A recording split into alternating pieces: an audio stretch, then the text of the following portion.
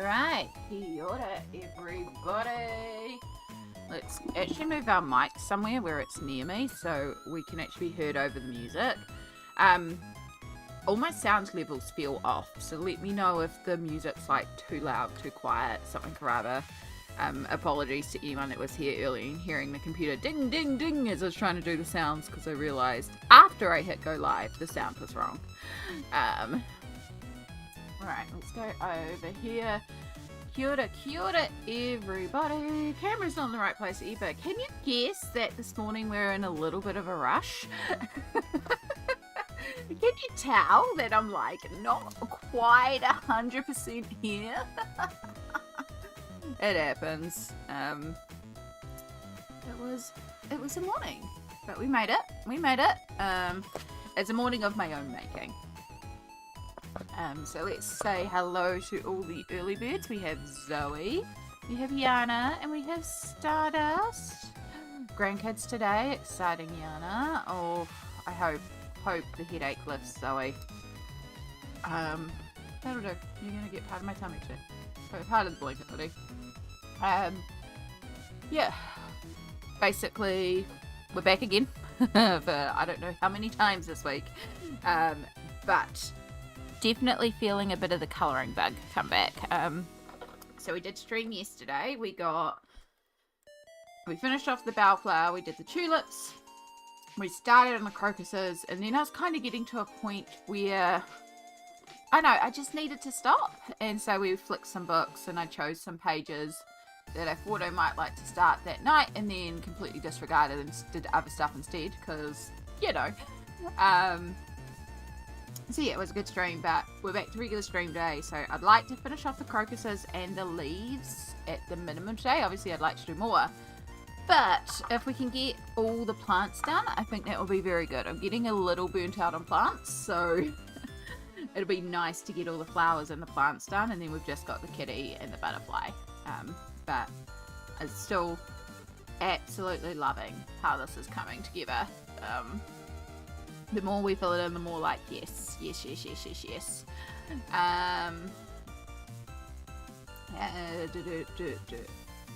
yeah, it was, my phone's going wild, notifications, fun. It was pretty good. We streamed, I went and had a little bit of nap, I did some work was non-stop, and then after work I just chilled out and I started doing some colouring. As I said on stream, we picked out to do a page in Oceans to Stars, and then I changed my mind entirely, but I got a little inspired, so I started this one last night, which is in Fantasy Forest. I kept actually thinking about this page, so I was like, no, I'm going to go back and work on that. So I just pulled out the Neocolors again and just did a bit of a base layer, blocked in my colours, and then did a little bit of work on this background.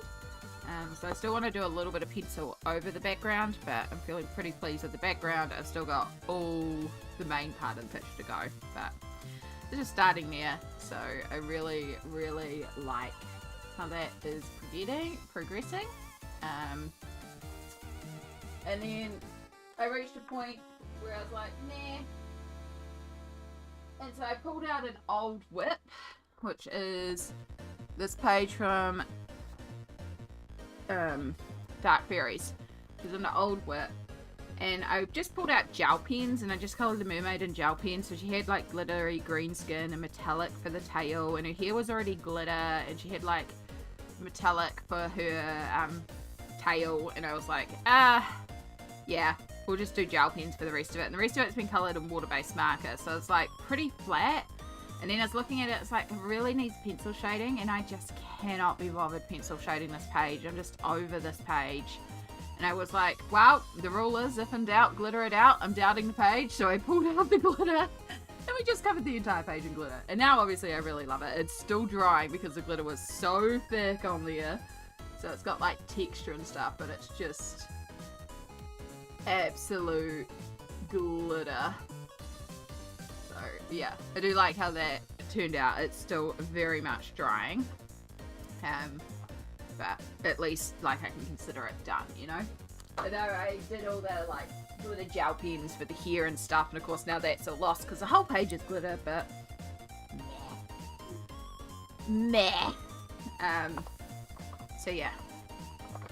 So that's what I did last night, and then went to bed and slept, and then woke up and had coffee, and then Mum was like, oh, I'm almost out of milk, and I was like, I want to eat a root beer for stream. So I raced to the supermarket. Turns out the supermarket doesn't actually stock it anymore. They cleared them out, so I do not have root beer.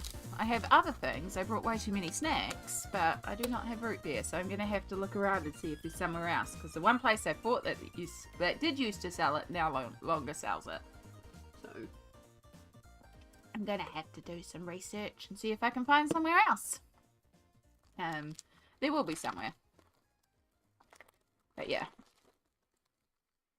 So I didn't get any of that, but I got Mum's milk. And that's the main thing. Right, Kia ora Brittany and Double A. Hello, hello, lovely. Welcome in. So yeah, today is Friday, which immediately makes it a great day. It's Friday here. It's the last day of the working week for me, which is why it's so great, because that means tomorrow and Sunday I don't have to work. And yeah, it's actually like, it feels like it's warmed up a degree or two. It's not as cold as yesterday, which is nice. Like, it just, yeah, it's a good day. It's a good day. Right, now what coloured pencils was I using for the crocus? I did have them to the side, but then I bumped things, so the order's gone. I was not using dark blue or you. I was using you though. A little bit of you, undoubtedly. Maybe not in this section, but definitely later on. But I guess all of the you, because you're an extenders, and that's quite logical. And you. And you. And possibly even a little bit of you. And we'll put you to the side too. So I hope everyone is having a wonderful day so far. A wonderful time zone.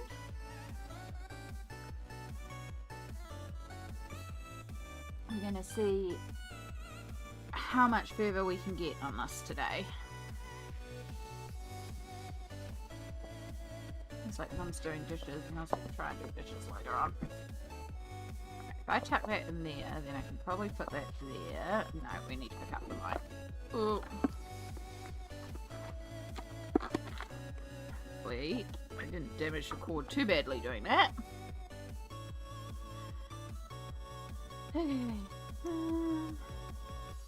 Very stormy, tons of rain. Oh.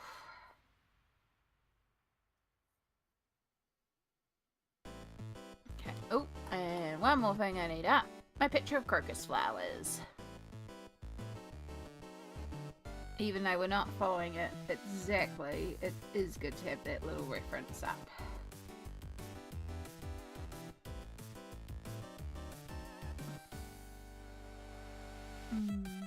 It's scorching again here today. It's hard to breathe. Oh goodness. I thought tomorrow for you, Amy, is Saturday, not Sunday. Yes, tomorrow is Saturday and then it's Sunday. Today is Friday, Saturday, Sunday. KP! Hello! Hello! Welcome in! Glad to see you enjoying this book. I have your stream on while I'm driving home. Please drive safe.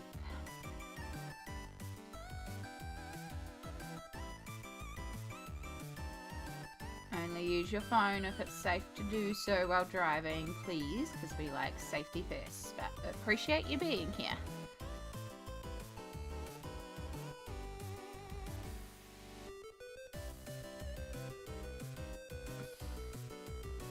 I am loving this book. I'm still already like wanting to look at the next page, though. I'm like, because I ended up pulling through a lot of my whips last night, and I forgot I already have a Kanoko Egusa whip as well, because I started one of Mermaid that I never finished. So I was looking through my whips, and I was like, oh yeah, I've got that whip as well. So I, like, after I finish this one, I have another Kanoko I can go and do. So I'm like, maybe I do take a little bit of a break from Leon to go and do that other Kanoko, and then I can also work on something else, you know? Unless it's not watch, unless it's a stoplight. Okay. I'm just watching the end of the Euros women's football, England versus Sweden. Are we cheering a particular team? I am very much the woo sports kind of person. That is my understanding, but I do appreciate and understand that there are a lot of people out there that enjoy these things. Okay. Woo sports. England? Yeah, I didn't want to presume, but I was like, I think it's England that we're probably cheering for, but yeah. Oh, go England. Do the things. Get the things. Win the game. Woo, sports.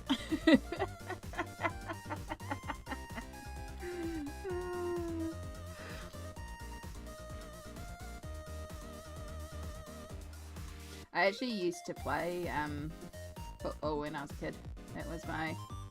I was goalie. I think I got pulled out because I kept on breaking and hurting my arms. It was the same with roller skating, like figure skating, but on roller skates, because we didn't have ice rinks here. Kept on breaking my arms, so I kept on falling over. I was a very accident-prone kid.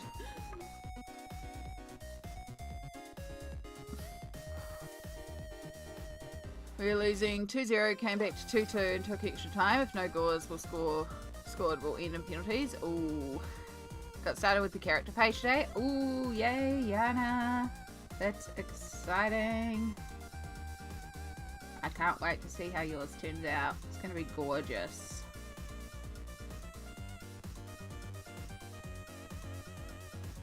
Ooh.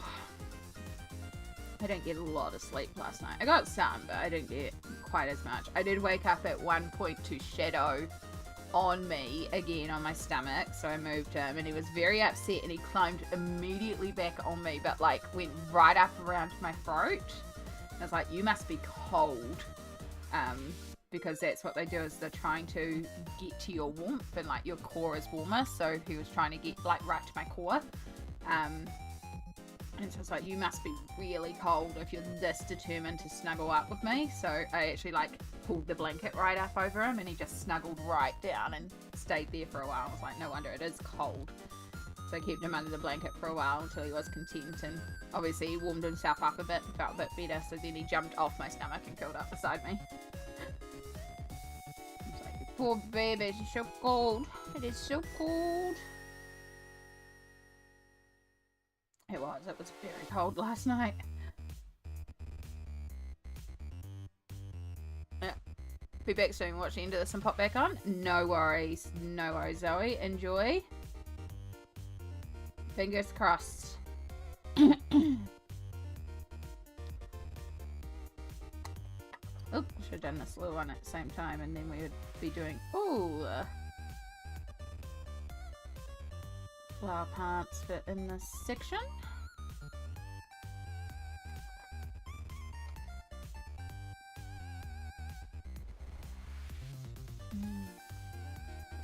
I'm gonna be back later. I got a headache that is persistent since this morning. Oh no, Stardust. I hope you feel better soon.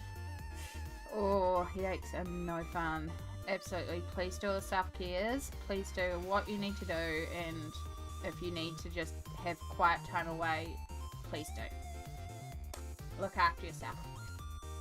Yeah. Jess, hello, Colouring Bumblebee. Welcome in. How are you going?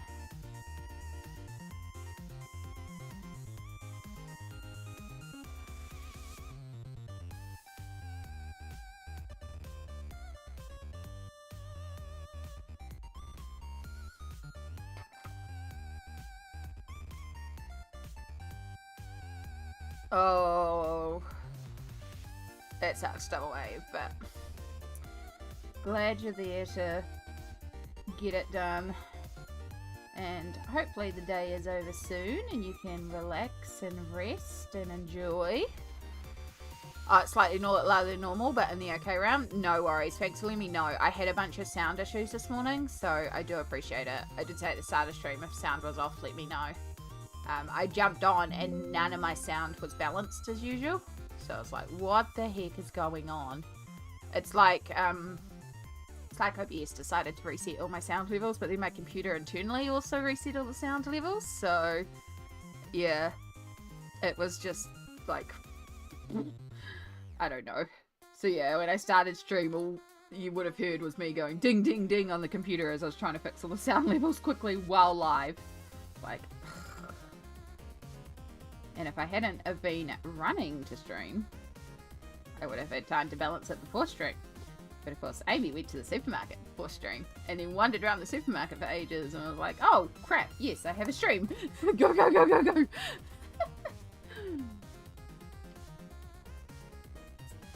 Looks like you might finish a page shirt nice, at least the flowers and foliage. That's my hope. My hope is to get the flowers done and the leaves done. And then we just have Kitty and Butterfly. Would love to get Kitty and Butterfly entirely done. Aware how long Kitty will take me. But if we get flowers done, I will be very, very happy. Because I'm also getting a little burnt out on foliage. I'm very much like, I'm loving it. I love how it's looking. I am so done with colouring flowers. And if you know me, you know I am not the biggest fan of colouring flowers. So I'm not surprised that I'm getting to the point of, I'm done with flowers. So yeah, I'm very much looking forward to being done. If I get to a point of like, yeah, nah, I can't look at flowers anymore, I will just put this book to the side for a moment and work on something else. Which is what I did last night. And I actually coloured outside of stream for once, which was really nice to do again. Yeah. I'm just finishing colouring the skin of my very first Christine Caran portrait, and I love it. Oh, yay, Jess. Well done. Christine Caran's portraiture, there's something very, very special about it. So, I love how they look. Amiri? Am I pronouncing that right? I do apologise, but kia ora and welcome in. This is looking awesome. Are you going to colour Kitty and Leon colours on the left or go Tabby? I am going to follow Leon on the left. We've pre-established these colours. And Leon throughout this whole book is going to look like this. It is actually based on my kitty Shadow. So it's a black kitty. It gets a little bit of like brown tinting because he loves to sunbake. So his black fur goes brown. So black kitty, brown, little tint of brown, and then the white belly. And so we're going to follow that all the way through for Leon. What did you colour outside of stream? So we did pick at the end of stream a mermaid from Ocean to Stars. And then I completely changed my mind. So I pulled out Fantasy Forest by Fabiana Adanasio, mythographic, and I started this one. Which I'm really loving how it's progressing. I've mostly just done Neocolor base. So it's just playing around with Neocolors. And I'm pretty confident that I'm happy with the background. I may like deepen a couple of areas just to add a little bit more gradient, like the corners. I might just go in and deepen the corners a bit, but yeah, I'm happy with the background. And so now I just need to come in with all the pencils and all the pencil shading, but I was just playing around with the background and different bits and pieces. You're working on the same page today? Oh my gosh. Well, there we go, Jess. Great minds think alike. Great minds think alike. Impromptu buddy. Just because we accidentally are working on the same page. I love that. I love that.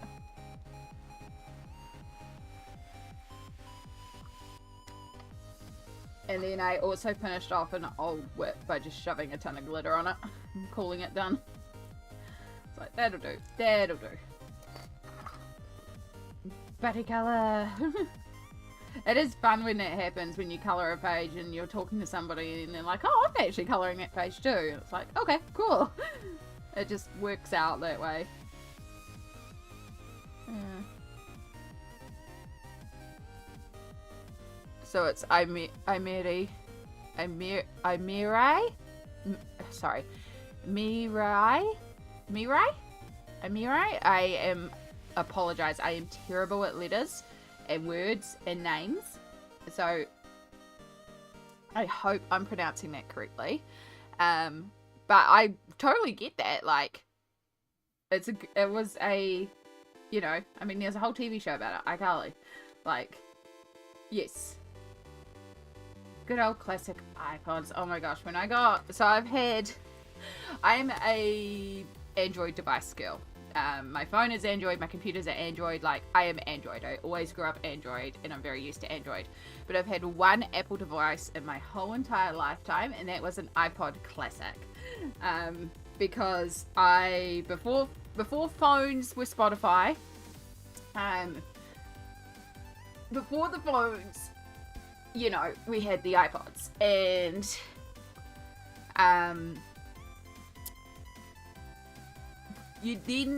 you know, a lot of people started switching to using their phones, but I used to listen to music 24/7, and I always had an MP3 player, because this is going back into my 20s, late 20s. I used to have music playing overnight because I couldn't sleep, and I was dealing with a lot of things, so blasting music used to help me a lot. So I would fall asleep to blasting music, but I had a partner at the time, or I had flatmates, and I couldn't blast music, so I had an MP3 player and earphones, and I would fall asleep with music playing. And so I used to burn through MP3 players like crazy because I was using them so consistently that they would just burn out. Your real name is Amy? Mur-A? Mur-A. Your real name is Amy. I mean, that's the best name. Kia ora from another Amy.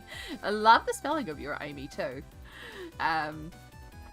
Yeah, so after like my uptake MP3 player died, I decided to get an iPod Classic because of the fact it held so much. Because I got like the 250 gig one. I know, I got the biggest one I could.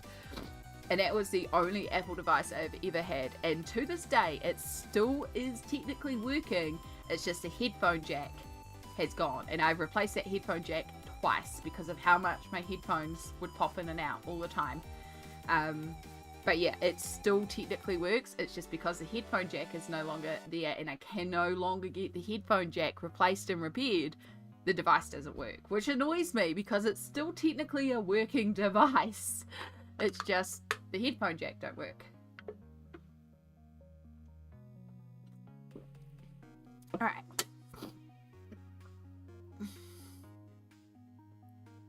It's a buddy colour with the lovely Chrissy, aka Wilcox Mama. Oh, I was very stuck on the colours for a long time. Ended up keeping it simple with pinks and greens. Sometimes you can't go wrong with a classic combo. Gemma! Kia ora! Just popping in to say hi. Oh my goodness, it must be so early for you. So thank you so much for popping it in. I'm down for an iPod. I'm sure I could repair it. I'm sure someone could. Like, it's just replacing that headphone jack. But that's the issue I'm having. I mean, admittedly, it's been, I don't know how long since I've asked around. I know when it got to that point that when I went to the eye repair place and they were like, yeah, no, no, we're not even going to touch it. And I'm like, but it's still working. It's a good device. And they're like, no, just go grab an iPhone. And I'm like, I'm not, no. But I did end up, but I got a Samsung because again, Android girly, but I did like my iPod Classic. But yeah, by that point, phones were a bit better battery, and I was just like, I have to replace my phone anyway, so that's when I switched to Spotify on my phone. And by then, the situation had changed, and I wasn't needing to wear headphones overnight for noise, so yeah, the iPod did become a little redundant, but it was very, very useful.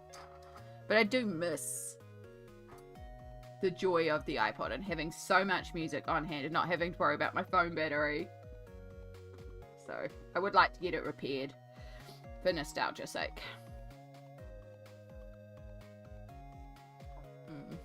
It's only 7:30 AM. Yeah, that's early. I just woke up then. It's so crazy how fast iPods came in and went out of use. I think my iPod color is in a drawer somewhere. Yeah, like they really were. They were a crucial step in the development, but they really were a flash in the pan because it was like, you know, oh, digital music is going to be the downfall of us. Oh, look, now we can do it portably. Okay, here's some programs to make this actually legal. Oh, wait, why are we even downloading and having separate devices? We've got these fancy phones that do it all. Let's just put it on the phone, have one device. So it was like just such a short window, but it was so important. That being said, nothing will beat the specialty of going to school with your CD Discman and it bouncing along the way, because every step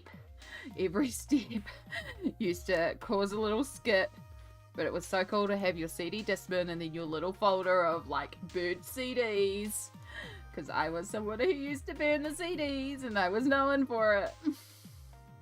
It was great. It was great. Memories. Core memory unlocked there. I really liked my Discman as well, because I had a Discman where it was rechargeable, so I didn't have to get new batteries all the time. And I walked half an hour to school and then half an hour back from school, so it was just plug in the headphones, listen to a CD.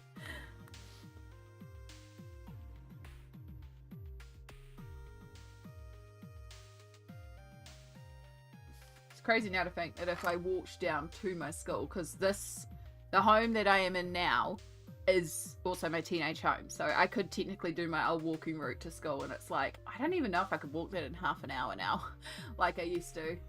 It was 20 minutes in the morning, but it was all downhill in the morning, and then it was all uphill in the afternoon, which was the worst part, because you just had a long day at school, and then it was like, ugh, now I've got to walk up the hill.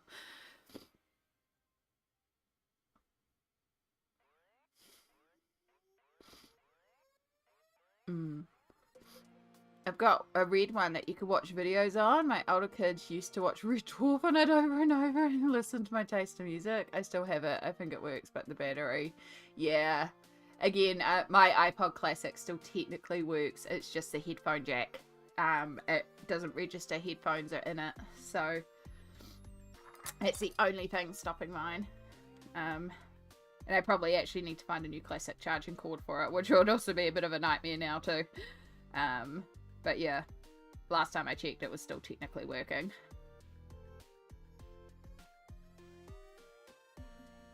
Mana! Hello, hello! Welcome in!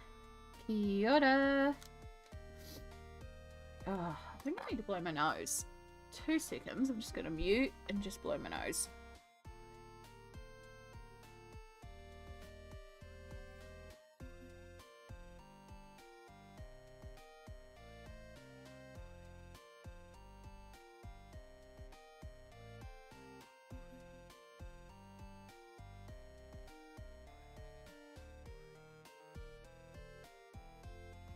Okay, now I can breathe again. Sorry about that. I don't like the feeling of my nose being slightly tickly, slightly, you know, don't like it. And of course, pollen's up here, so it's okay.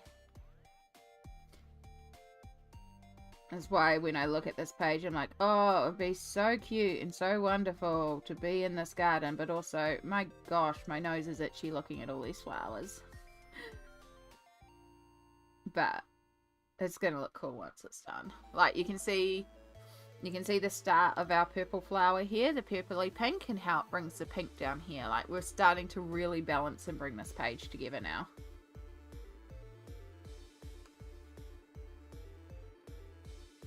And so we haven't done any of our shading in terms of like the shadows from the flower petals overlapping, or the cooling of the bottom to represent like the light on top and the cool at the bottom. Like, we haven't done any of that yet. Right now we're just focusing on colouring the shape, colouring the petals and getting that gradient in, and then we'll shade the shadows just like we did with the tulips.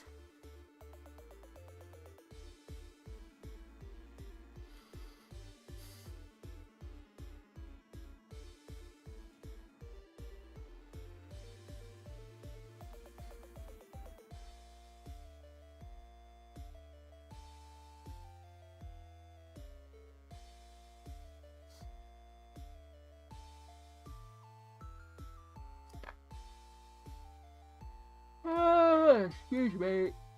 Oh, I'm so sleepy. I'm so sleepy. Amy, do you stream using OBS? Yes, I do. I use classic old OBS. If you are you having some issues currently with OBS crashing on you by chance? Perchance? Is this why we're asking an OBS question?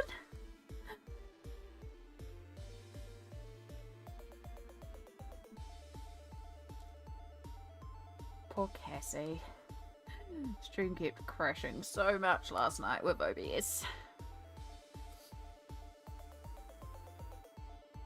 Yes, I use OBS to stream, I use webcams to catch up, and then I use Streamlabs as my main bot.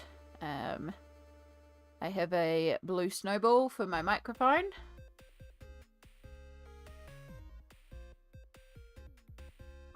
I cannot stand the dark mode for doc chat and can't seem to find a way to change it into light mode. I'm wondering if you had any ideas. Ooh, not sure because I use dark mode. I prefer dark mode, but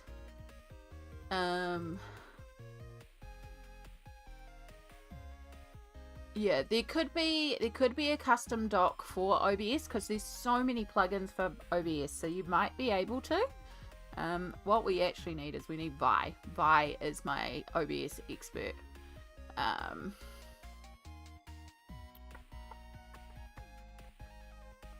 Because there's definitely a way to turn off dark mode.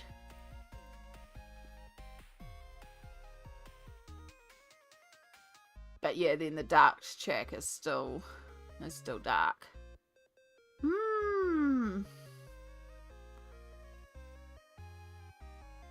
Yeah, I'm not 100% sure on that one, sorry, because I do use dark mode for all my chat boxes. Because I prefer white text on a black background. It's easier for my eyes to focus, but I also do understand where you're coming from.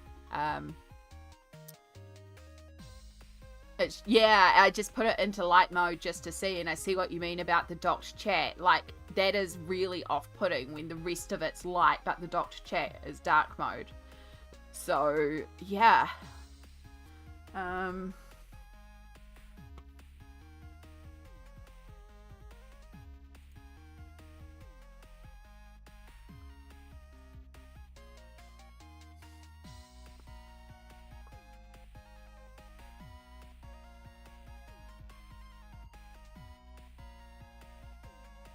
Yeah, I don't know. I'll put the question to Vi, but it might be some just Googling. There could be some custom plugins, because I have a plugin that I installed into OBS, and that is how I stream to both YouTube and Twitch at the same time. So I have a plugin for that, and there are quite a few different plugins for OBS, so I wonder if there's just a simple plugin someone's created where you just chuck it in and then it's like boom, because I can see that annoying a lot of people. Yeah, if I see Vi, I will keep it in mind and check in with her or try and message her later and be like, hey, sorry to bother you, but quick question.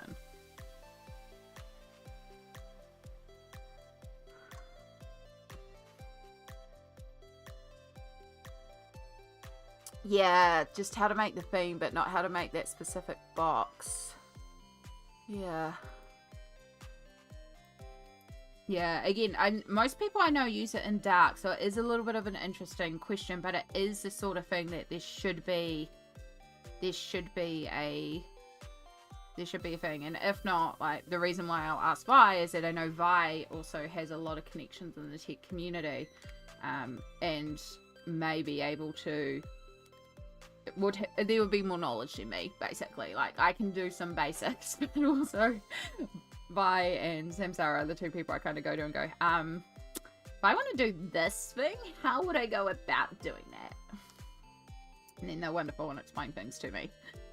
Yeah, it's like, so that's how I do the fancy pants. Can I do the fancy pants?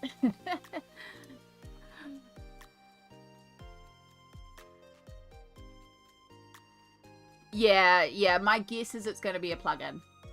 There's so many plugins for OBS. There's so many.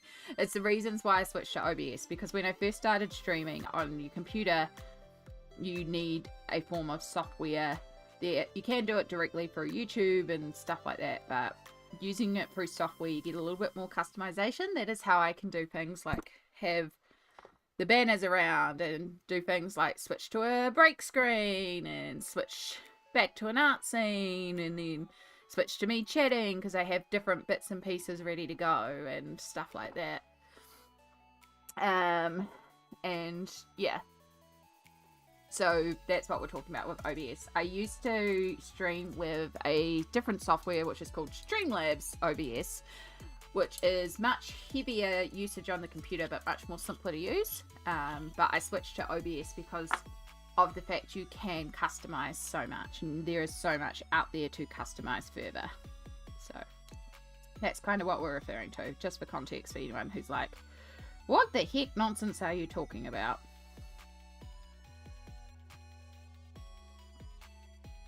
Because that would be me as well. How do you coloring tubers color in without getting down and low and moving your books where you want to color? Something I've always wanted to know. I mean, I do move my books a little bit. That's me just bumping my microphone. Yeah. I'm really bad for doing this. And blocking exactly where I'm coloring. But for me, like recording, a camera position is one of the things. I sacrifice it being in front of my face to color like this. And if you didn't have a face camera, like if I went to this scene and I took away my face cam, you know, it doesn't matter so much because it's in here. Like, doesn't matter. Yeah, position of the camera is the main thing. But it is one of the things that kind of becomes an issue. And the amount of times I color off screen because I've moved it like this and then I'm coloring down here and it's like, whoops, I'm off to the side. So I have, what you're seeing is what I have in front of me, and I'm just constantly keeping an eye up on that as well to make sure that I'm actually in frame. But yeah, I go off frame all the time. It's something I continually struggle with. Yeah, the being off frame, the accidentally blocking what you're working on, the lighting issues. Lighting is a non-stop issue. It doesn't matter how perfect I think my setup is. It's just like, nah, this changes. Or then I throw myself for a loop and I update a piece of my technology and then I have to reset everything up.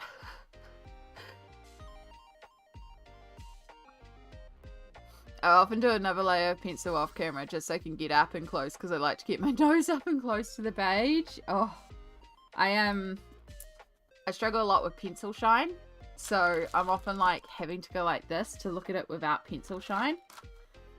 But at the end of the day, like, I do my best to capture online, but I also have to be able to see what I'm doing. There's no point me putting up a stream and then not being able to see. So while the lighting for you guys might be better if I move this down here, this means that that is shining directly in my eyes, and that's going to hurt me within like 3 seconds of looking at it. So that's not an option. That has to stay out there, which does produce issues in terms of shadows, which does kind of screw up a few things, but that's a lot easier for me to deal with the light being out there than the light being where it needs to be to actually produce a clearer stream for you guys. So things like that.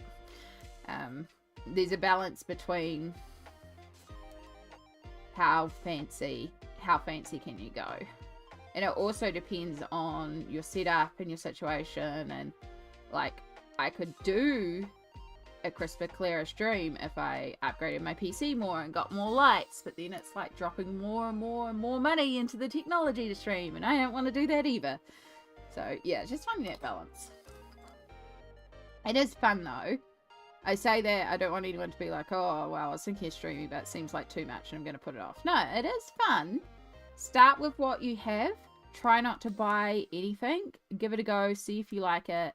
And then if you do, that's when you can start upgrading. You can do a lot with just your phone. You don't have to have a fancy computer and OBS and all this fancy setup. Like, a lot of us have a phone that has got an excellent camera in it, and you can stream some phone. Start simple. Figure out if you like it. If you like it, then you can start looking into more fancy setups. Yeah.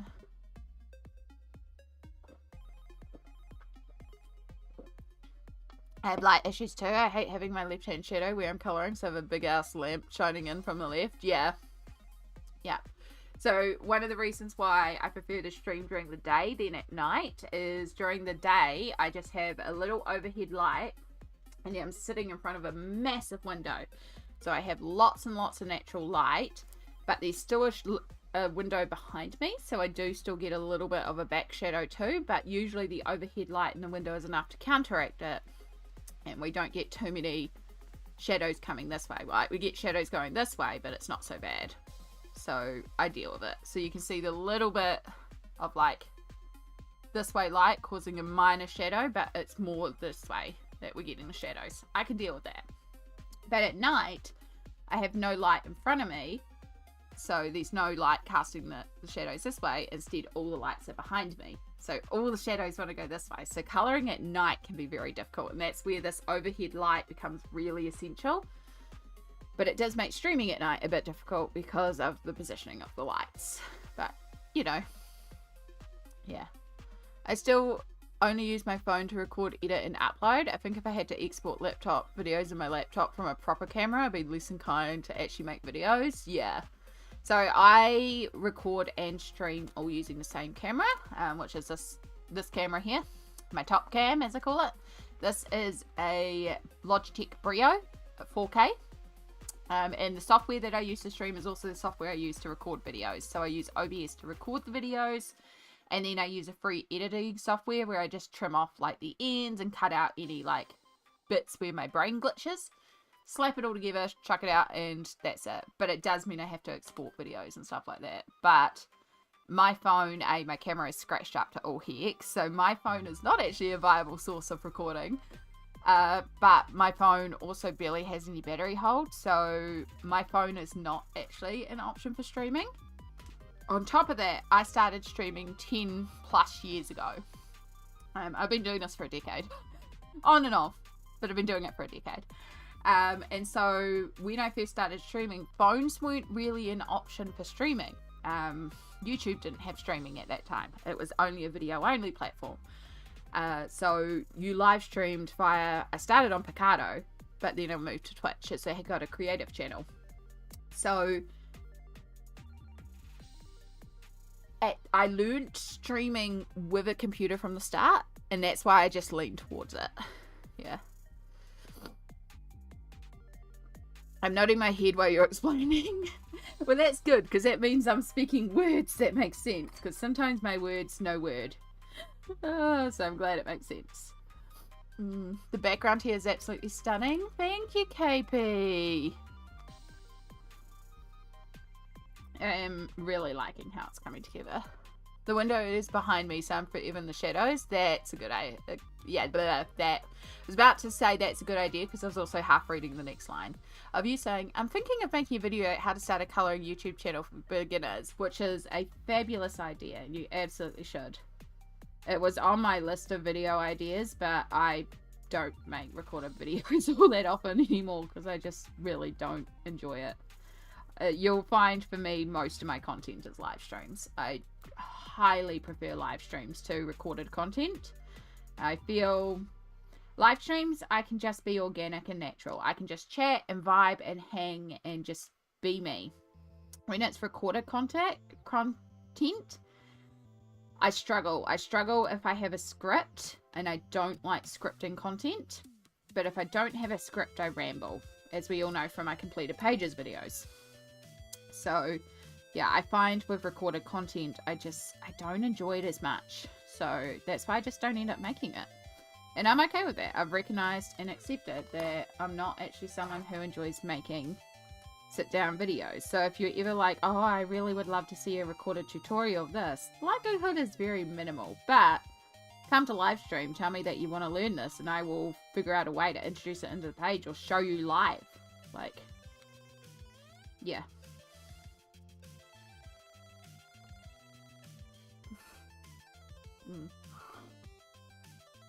Yeah, I think there's a lot of advice that can be put out there. And I mean, Jess, if you're thinking of doing it and you want other people's opinions, so I'm sure you could put the feels out to a lot of us in the community, and we could pass on a lot of feedback as well of what, like, other points that we might consider too important for starting a channel, because it's also,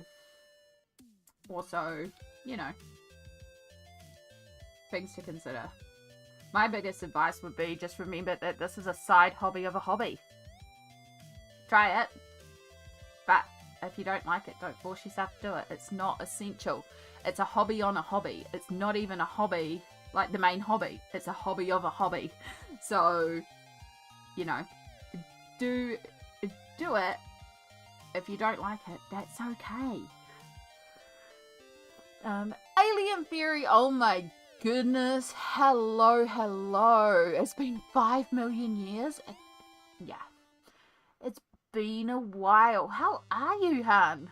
My gosh. See, this is the thing about streaming for like 10 plus years, is you just have community that have been here for donkey's years. And it's like, when they pop back in, it's like, oh.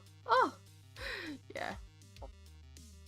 I love the long completed pages videos. I'm glad you do, Dubway. It's going to be a chonker this month because I've got 3 months of completed pages to go through. Even though I don't have a lot for one of those months, like, it's still going to be a chonker of a video.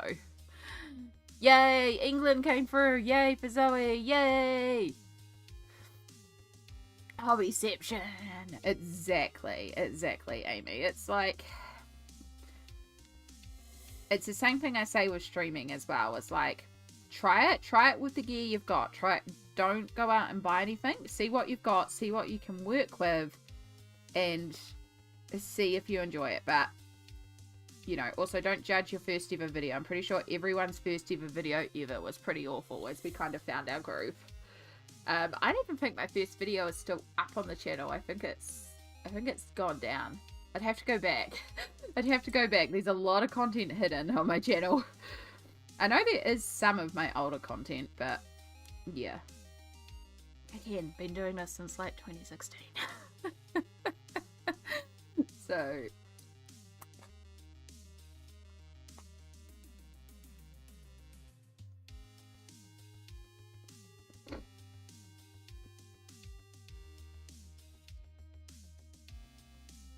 I think it was 2015. I'm pretty sure I've hit past 10 years now. I can't remember. It's been old. Time is hard. Words are hard. Yeah. Oh, my nose is running too. Right, where did my tissue go? Down there. 2 seconds. We're just going to mute and blow.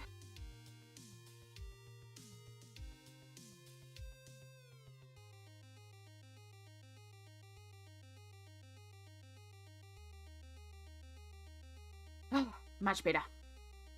Alright. I think that's the biggest tip. Don't go buying things until you know it's something you want to keep doing and enjoy. Exactly. And yeah, like, you can upgrade slowly over time. You don't even have to upgrade again. Like, just start with what you've got, give it a go, then go from there.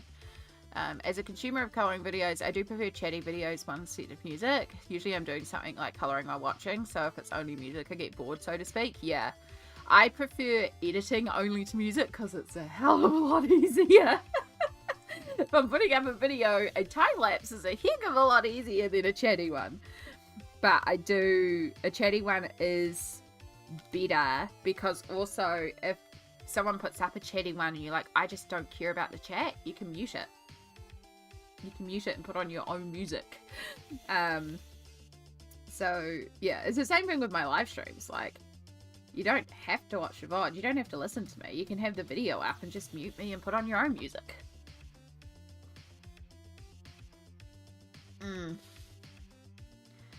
My first video, I had my phone precariously balanced on the edge of my shelf and my desk, and you can see the holes and scuff marks. Yeah. I mean, I still technically hobo it. So my camera here, that you can see here on this lovely boom arm, this is a microphone boom arm. This is not even designed to hold a webcam. So I'm going to put me on just chatting just so I don't give anyone the nausea. So yeah, this is my lovely microphone boom arm to put my camera in here. This is meant to be the shaft that you put like the actual microphone, like a handheld microphone into. So I just slot the little rest that the webcam has in it. That is it. It was just hoboed, shoved in there, balanced in there, and that's it. That's all I do. Because an actual like webcam boom arm was like $300+ Logitech do them, and they're very, very expensive. And it was like, I'm not spending $300 on a boom arm. I will go and spend $20 on a boom arm that is designed for a microphone and just shove it in there and it'll do the job. And it means that because it's on a boom arm, I can bounce around and twist and line up and make things a little bit more adjustable as needed. And then I also have some camera software that I can use to adjust as needed too. If only just invested in a proper phone holder. My dad made me one out of wood that did the trick for a while. Exactly. Love it. You're like a hobo. You have nothing. Yeah. You just kind of improvise and work with what you got. And I'm just also cheap and refuse to spend a ton of money on what is essentially a couple of sticks of metal. Although that being said, part of me is tempted to upgrade to a proper boom arm, purely for the fact that then I could put my microphone in here, and then this could actually go right down here and bring my microphone right in front of my mouth. But I also would need to, I don't need to upgrade my microphone. It still works, but it is the next thing I'd like to do. I'd like to upgrade my microphone,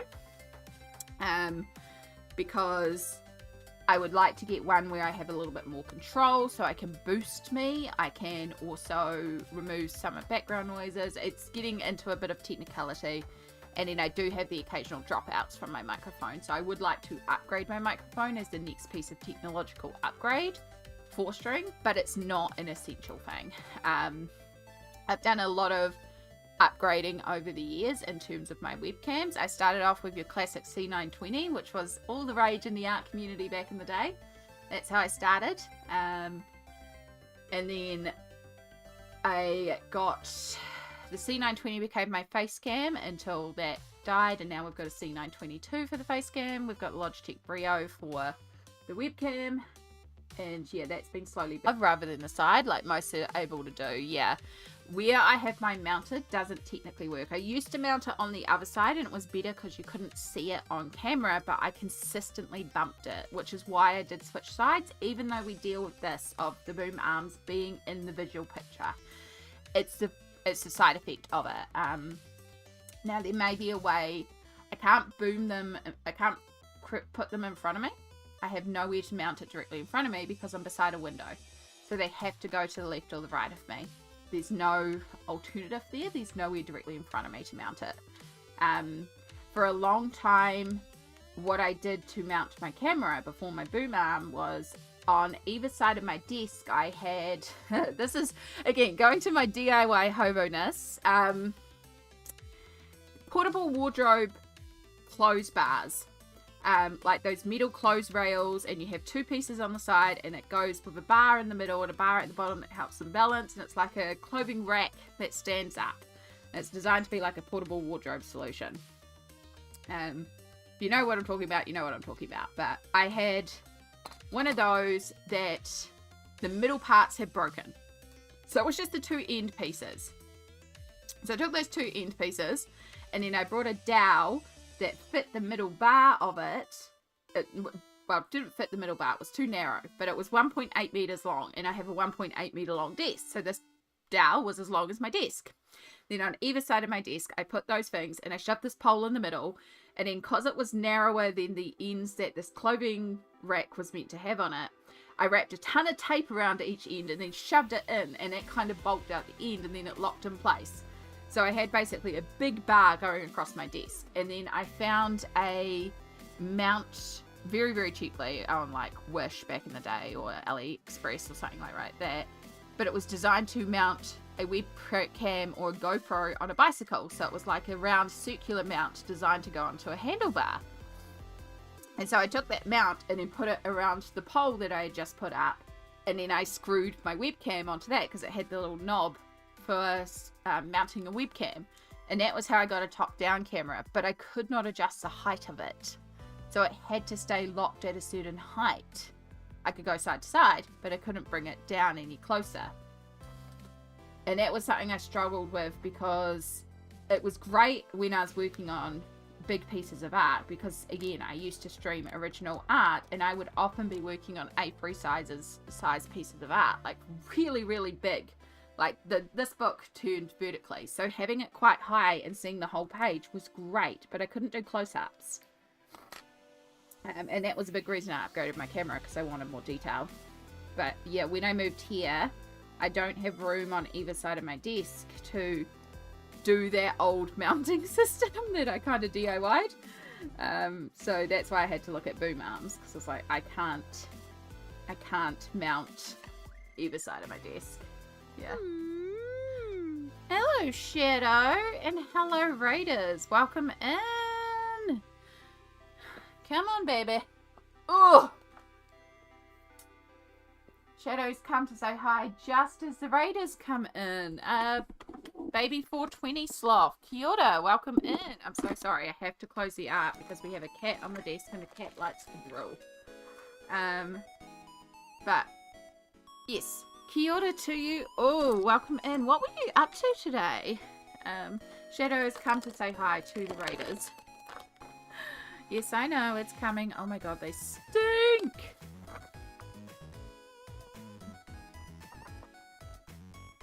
So this here is Shadow, the precious baby Shadow.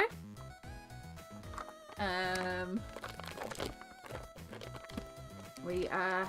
Yes, I know, there's not enough treats there for you. Eat your crumbs and I'll get you some more. We just finished off the packet. There's more coming. Calm down.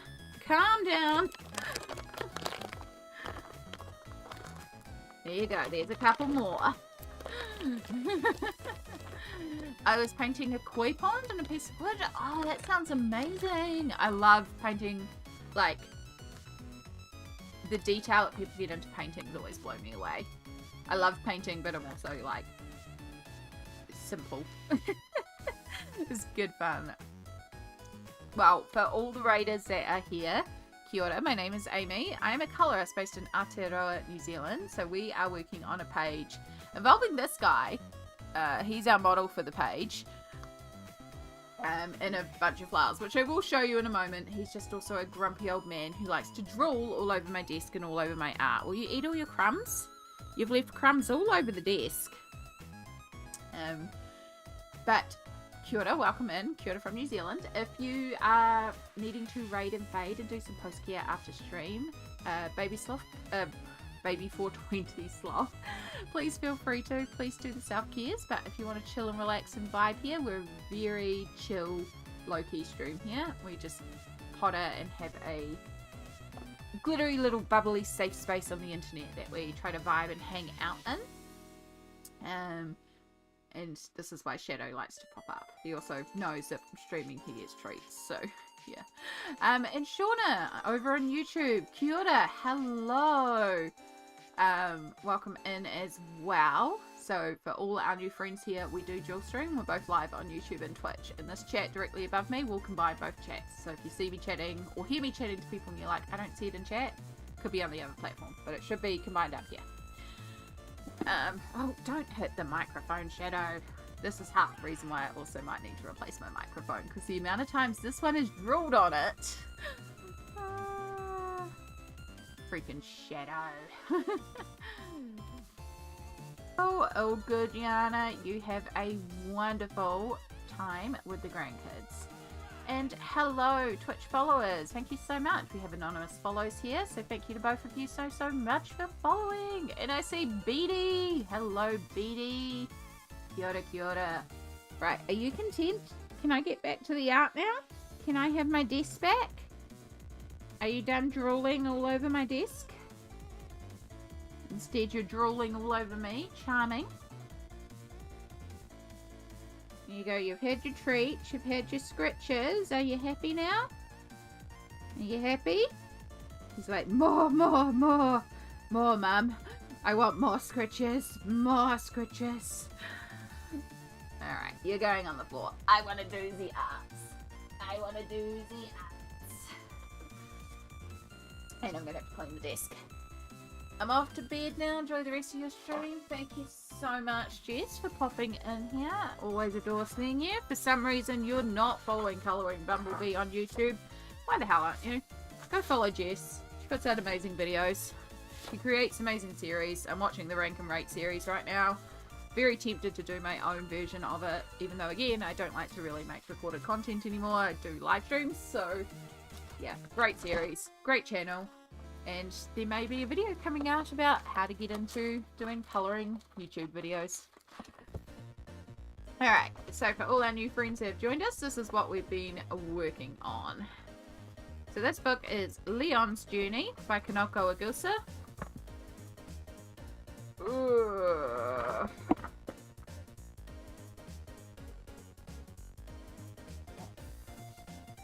You're also going to jump off now too, KP? All good. You have a wonderful rest of the night too. Also, Shauna, yes, I hope the US does get the book. I imagine they will eventually. I have the Japanese copy because I couldn't wait.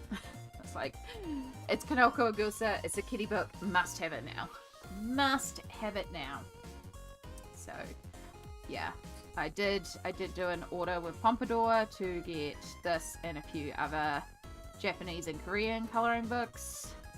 Could probably do it cheaper through Amazon Japan, but I do it through Pompadour because I feel more confident ordering through Pompadour. I love, love, love. Love this book. So cute. So yes, for those that aren't aware, I did not draw this, but I have coloured this. We have coloured this using Neocolor 2 and paint pens in the background, and then Polychromos pencils for all the flowers so far. And this is our cat. It's based, this whole book is based around this cat who is called Leon in the book, but we are colouring Leon as if he is Shadow. So we will do the whole book with a black cat. Sorry, I've got fur up my nose from Shadow now. Oh. It's absolutely amazing, the blending and the colours. Thank you so much. I am very, very pleased with how this is progressing. So we are just working on some crocus flowers at the moment. So just trying to get the pink to white blend in for each of these flowers, like the purpley pink to white. And once we've got that in, we'll go back in and actually do some shading to put some depth to these flowers and put the shadows in, which is how we approach the tulips. We did the gradient of the flowers first, and then we did the shading of the flowers. And then some little green leafy bits, and then once that's done, all these flowers are done, and we just have some leaves in the corner, and then officially all the plants are done. See if I need to balance my colours around the page. So if I colour in all the plants, and then I'm like, we need a little bit more red over here to balance the red, we'll bring the red over there. Or at the moment I'm thinking we're probably going to need to balance the blue. But as I said, we might finish the rest of the page and go, no, because this is going to be black, it may throw all our balances off. So we're leaving the butterfly till very last and then deciding from there.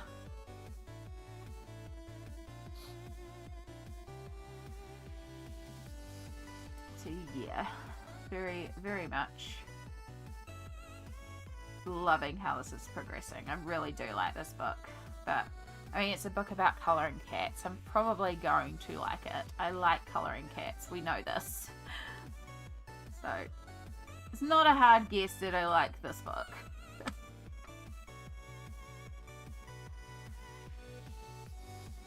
There's so many gorgeous books out there. I also ended up just browsing Amazon last night. I didn't buy anything. I wasn't shopping. I was just browsing for the sake of browsing and just looking at what's like coming out in terms of books. And yeah, sometimes it's just fun to, you know, browse and just see what's out there.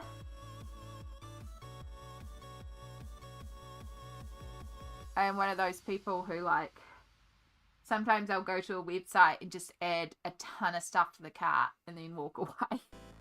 Because it's like online window shopping, you know? But the point of doing it is I have to make the cart ridiculous. Because if I put like 1 or 2 things into the cart and it's like $20, I'm like, you know, I could probably justify $20 and then I impulse buy. But if I'm doing that and it's like, oh, that's cool, add to cart. Oh, that's cool, add to cart. And then the cart is $450 and I'm like, goodbye. So I have to add a lot to the cart. And that's what I did last night. I was just looking at a website and I was like, that's cool, add to cart, add to cart. No intention to shop. And then, yeah, I think it was like $480 in the end. And I was like, cool, goodbye. I don't know if anyone else does that. I do that a lot, though.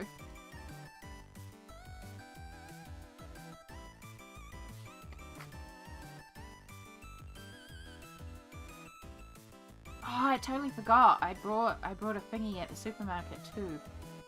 What's the time? It is morning tea time. I could technically.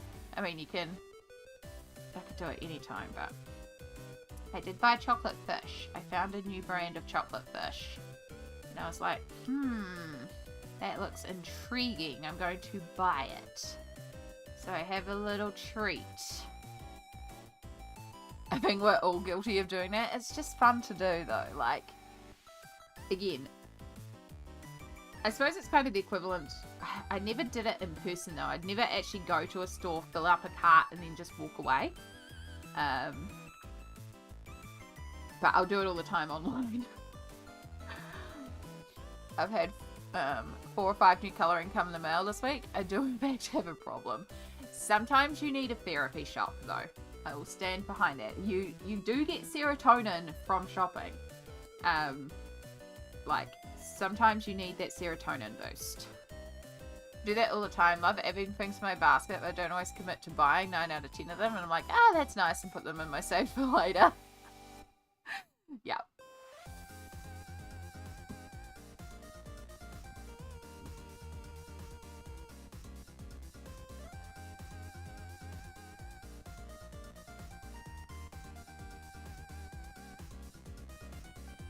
But yes, I used to work retail, and there were people that did come in and would buy, like, put trolleys of things together and then leave the trolleys. So there are people who do that in real life, but I never was someone who could do it in real life. But I'll do it all the time with online shopping. But yeah, I was mostly looking at, like, a lot of books that are coming out. I was like, trying to find listings for a specific one that I know is coming out, because I've seen the pre-order thing on the Blackwell's website, but I couldn't see it, so I was like, okay.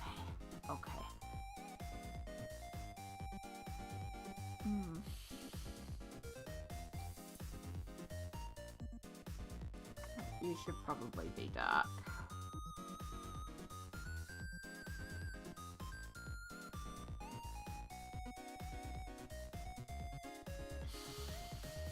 So we have a leaf, that's the flower, and then I think there's a second flower in here, so we'll just bring a little bit down in here.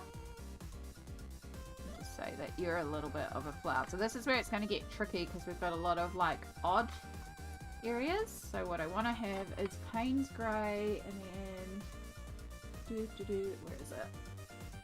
No, that's Hookie's. Love Hookie's green, but that's not the green I want. I want you.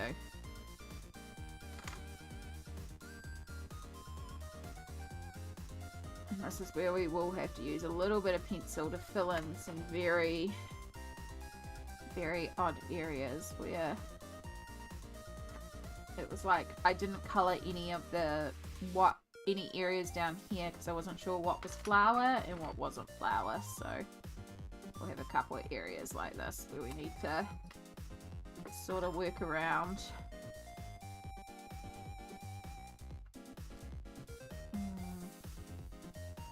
I nearly bought the 120 set of polys during Amazon Day. I wish I did now because they went up by $40 when the sale ended. Ooh, not that I need them, FYI. I do love polys though. Like, Polychromos is my go-to set. I have my free sets, the polys, the prismas, and the pablos. I still don't have the full range of pablos, but that's the next set I do want to slowly build out. But I like those free sets. I like those free sets together. I have a couple more bits and pieces now, thanks to y'all. Like, I've been gifted Colors, and I have the Harmonious, and, you know, I've got a couple of little bits like that. But Polly's, Prismas, and Pablo's are my free core sets. Yeah. But they do often pop up on sale. Hi, Sherry. Have you tried the Joanna Basford colouring book? I have got some Joanna Basford. I did say she's got a few new ones coming out. The Inklings one that's coming out could be intriguing. I think I did put that one on my wish list just to remind me to look into it. Because the Inklings could be alright, but yeah. I appreciate what Joanna has done for the community, and I love seeing what people do with Joanna's work. I personally don't enjoy colouring a lot of Joanna's work, and I feel like a lot of her books are very similar. So for me, I have a few Joanna, but I'm happy with the Joanna I got. I don't feel the need to get every Joanna. I know her next big book is also I think it's Wonderful Wildflowers, and again, I'm not a huge floral person. I say that knowing we're colouring florals right now. I have very specific florals that I like to colour, and I do have her World of Flowers book, so I feel like I'm okay on the flower side for Joanna Basford, so I probably won't get that one. But I will look at the Inklings, because her little pocket ones are quite cute, and her Small Victories is in my hospital bag, and it's my go-to hospital book. So it lives in my hospital bag in case of a fall, or like when I went into hospital, I took it with me. It's a perfect little travel book, and it's fun and cute, and a great one to just pull out some gel pens and colour when you're in ED and try not to have a panic attack. So I do like the little pocket one. So yeah, Inklings is on my list to have a look at when it comes out. There's a second Lydia Fenwick coming out that I like the look of. Luna, yeah. Oh my gosh, it looks gorgeous. It looks absolutely gorgeous. I really do hope it becomes accessible. Oceans to Stars was so difficult to get. And thank you again, Anonymous, for just helping me out so much with getting Oceans to Stars. Because, oh, that was a nightmare to try and get.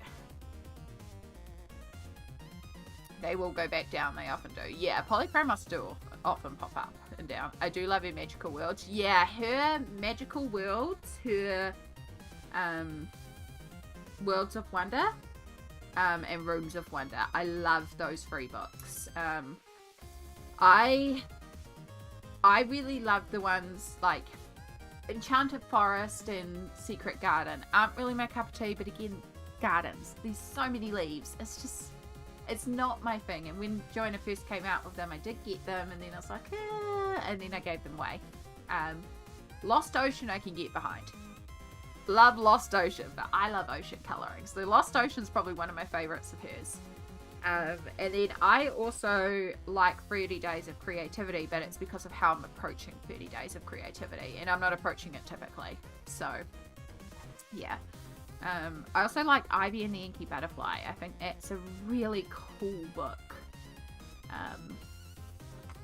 So yeah, I do appreciate and I do like a lot of her books. I just won't be getting her Wonderful Wildflowers one, because that being said, I could see a flip through and actually get very swayed by it. So, you know. But Inklings is a possibility. I'll wait for it to come out and then decide. Yeah. You need a break from those florals yesterday? Yeah.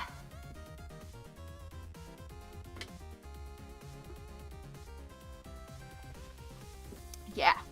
Exactly, Gemma. Exactly. Like, we could look at the book and go, oh wow. Like, QB with Dark Fairy Tales.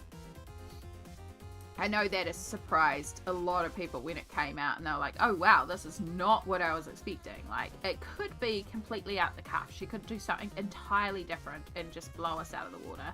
I would love if she did a space-themed book.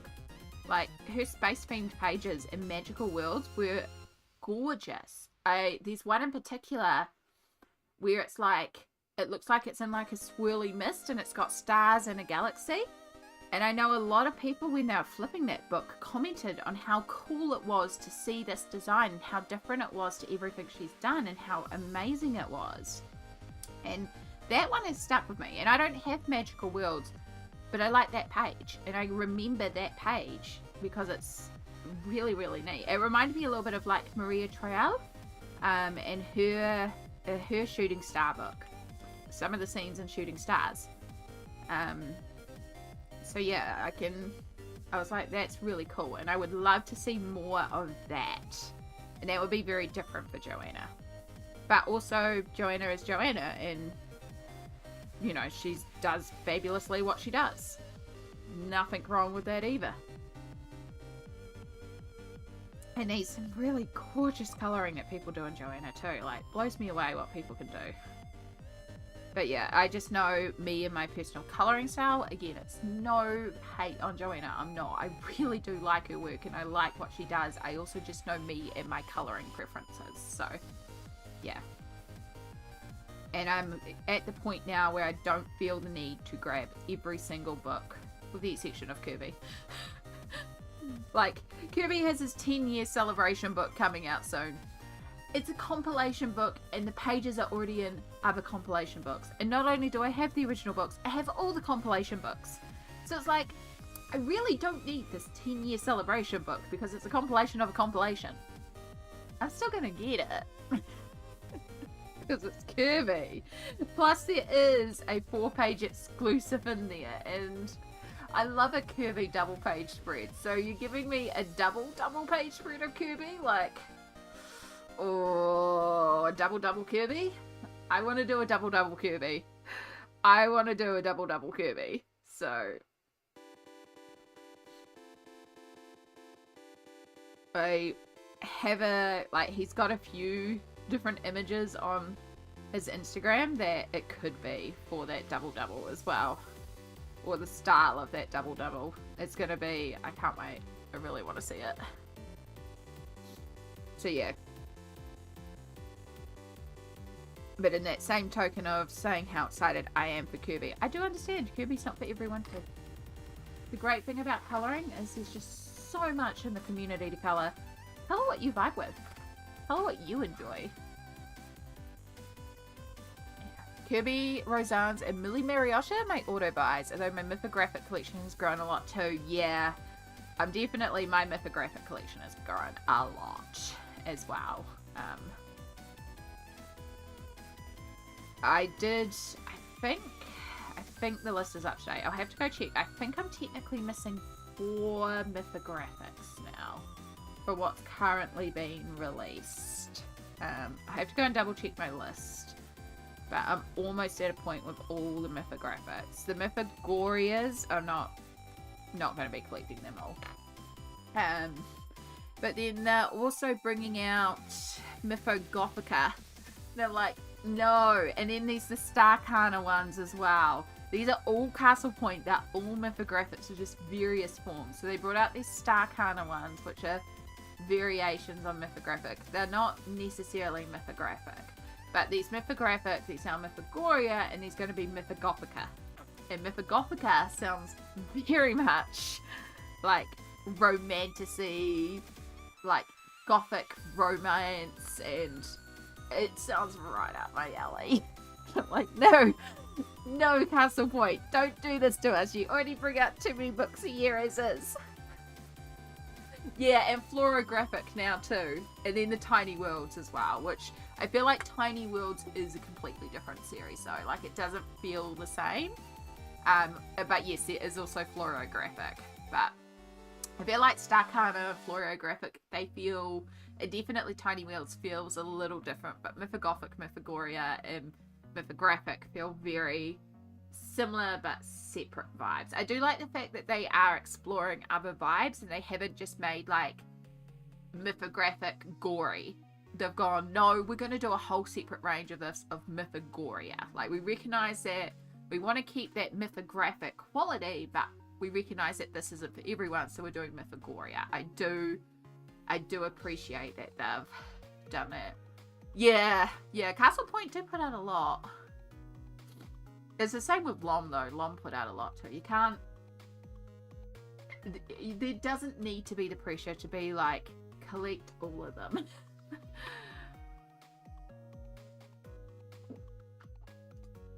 I think with Mapographics, I know 2 that I'm missing are Aquatica.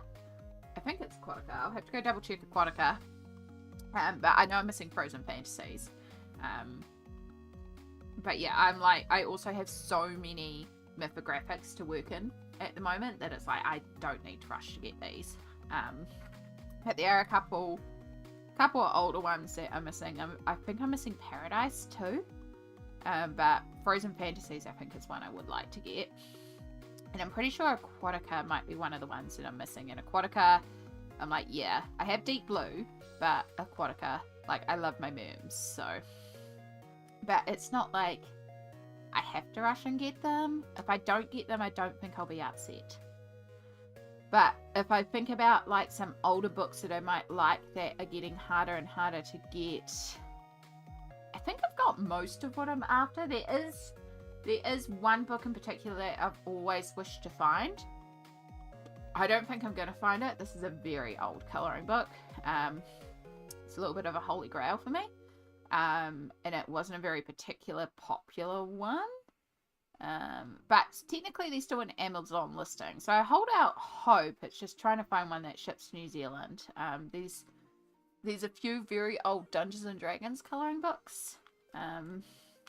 Not the new ones, I've got the new ones, but it's like a Monsters of the Realm one. It's a very specific one. So that's one of the sort of like, this is a bit of an older book to find. And I will find it one day. It's just the sort of thing I look every once in a while for and I'm like, ooh, yeah. Yeah, Creative Haven. Yeah. That's why I only just kind of do Trees of Goodridge at Creative Haven, which I know a lot of people are just like, I only get the Trees of Goodridge ones, because Trees of Goodridge. Which one is that? Holy Grail one? I did find a listing for it again last night on Amazon, so that's what kind of reminded me of it, because I was looking at things. No, that's a new one coming out. Not Dragons of the Realms, that's a new one that's been released later this year.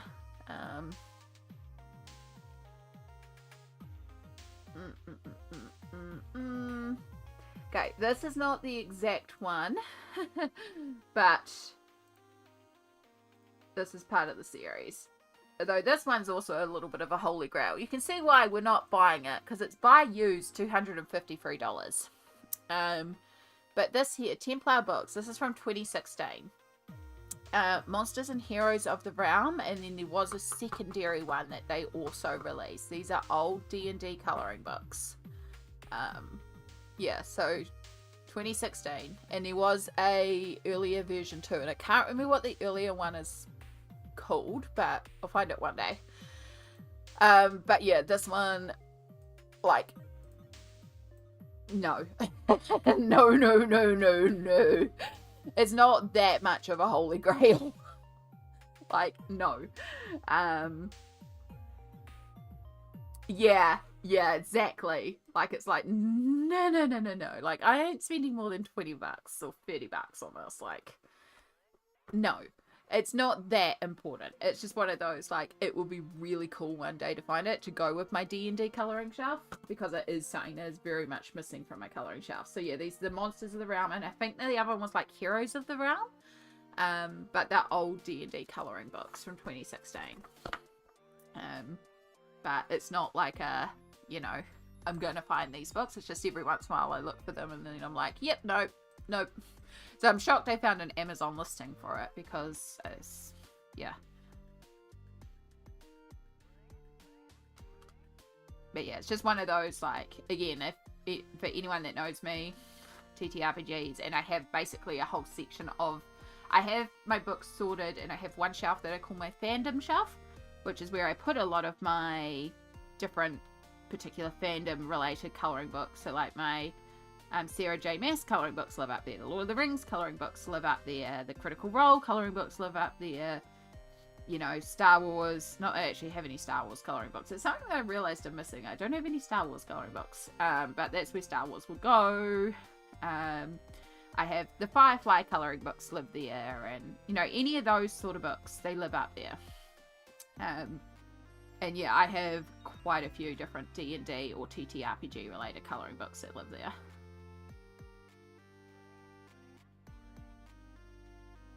Because dragons, which is another thing I like to colour. Which is why I'm shocked that I didn't start in Dragonspell last night, but Fantasy Forest called to me, so we started in Fantasy Forest. You never know. It's listed at £5.58 on Amazon UK. I wonder if it's listed that high for me because of shipping. Like, I wouldn't put it past it to be the shipping. And it's actually quite reasonable overseas, and just every time I've looked at it, the shipping is like, you know, oh, this book's only $20, but here's $200 shipping. Because that often happens to me.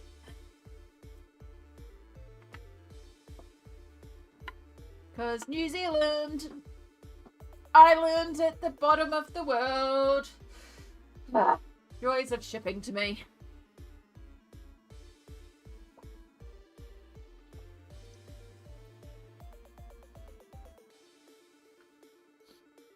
I think I have one more crocus. Oh. I have an area I entirely missed doing some purple shading on. Not that we need much because it's getting towards the bottom there. And then I think up there I've entirely missed as well. That's okay, that's an easy fix. Because you're behind the leaf. So yeah, I think I just have that crocus there. And then we can start doing all the bits, and then I've just got all the background fill in too. Love it. Okay. It's been an hour and a half, so I'm just going to stand up and do a little stretch. Then I can pick up my chocolate fish as well. Because, you know, I need more sugar. More candy. Oh! I mostly just need a stretch. Oh! Been sitting for an hour and a half. That's too long sometimes. Oh! Slowly move. Slowly move.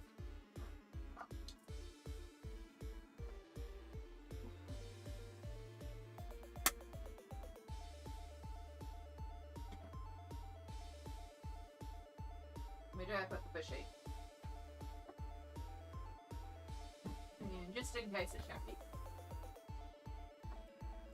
Oh, something to wash out the mouth. Ooh, stretchy stretch.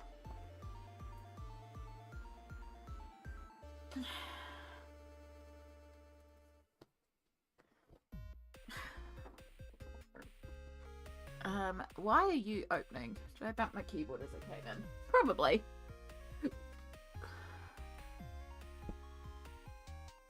Ah, picture image disappeared.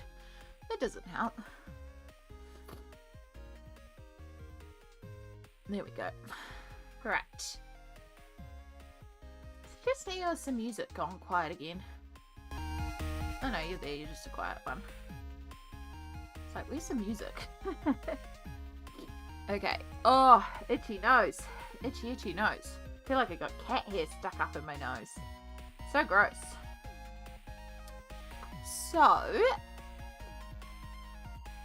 I don't know if these are things in New Zealand. Like, these are marshmallow fish are things in New Zealand. Like, I don't know why marshmallow fish are such a thing here.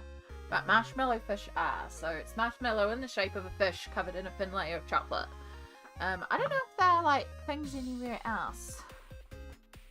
Why are marshmallow fish?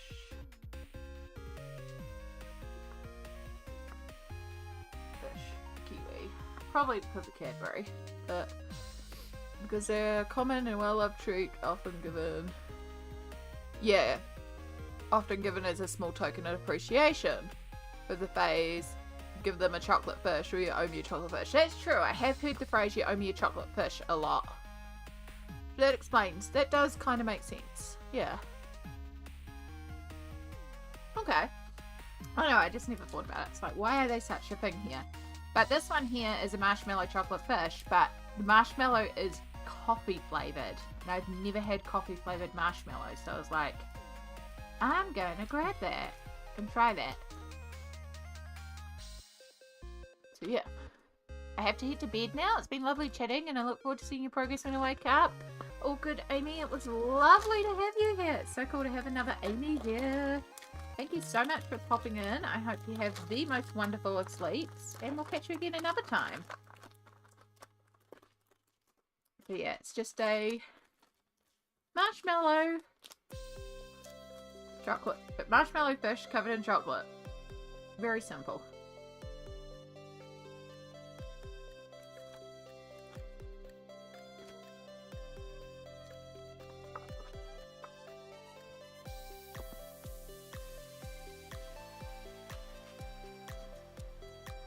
For being a coffee flavoured marshmallow, I'm not tasting the coffee at all.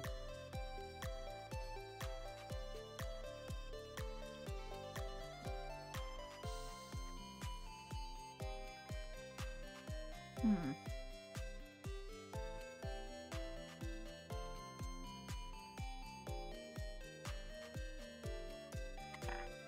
wonder if I can get a little bit of marshmallow without the chocolate.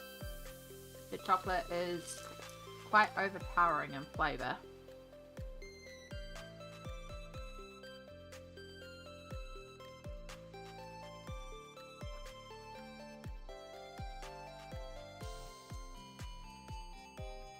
Yes, there's a little bit of the coffee.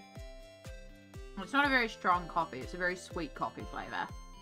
Which just makes sense because it is marshmallow as well. It's kind of like, there's still a little bit of vanilla and a little bit of sweetness, so it's kind of like, the coffee is more like a vanilla latte coffee than like coffee, like black coffee or anything like that. It's very sweet. Not bad, it's just very sweet. Usually when things are like got coffee in it, the sweetness is kind of counteracted a bit. And sometimes marshmallow fish can be quite sweet, so. But you know, marshmallow is just essentially sugar, so yeah. It sounds yummy, yeah.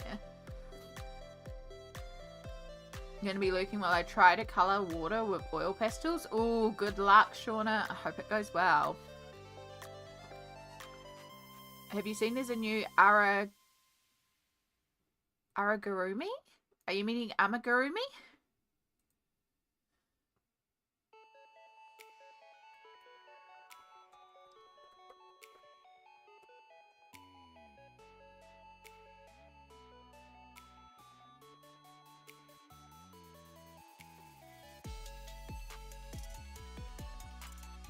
Oh, this one.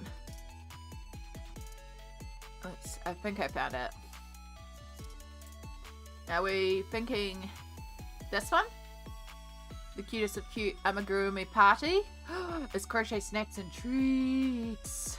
It's Ami, A-M-I, Gurumi, G-U. But yes, if you're meeting amigurumi, this one, that is cute.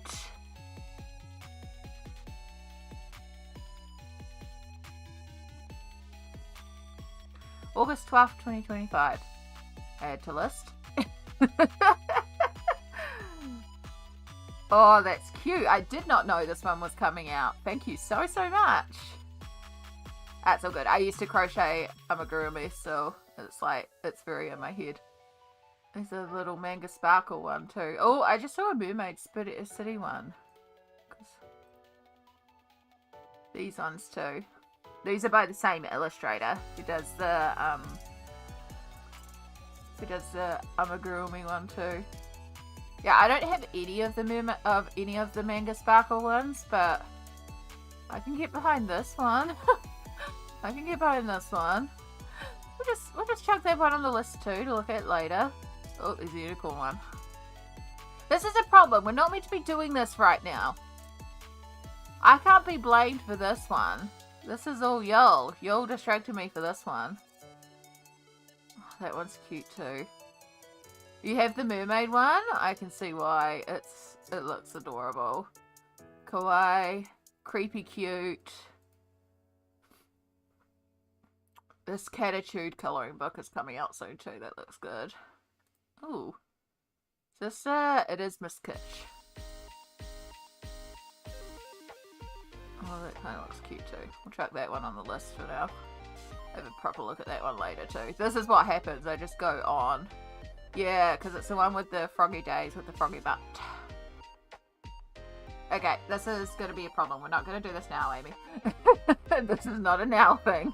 This is what happens. I come on, I look at one thing, and then I deep dive, and I've ended up with 15 new books. And I'm like, put on a list for later. Put on a list for later.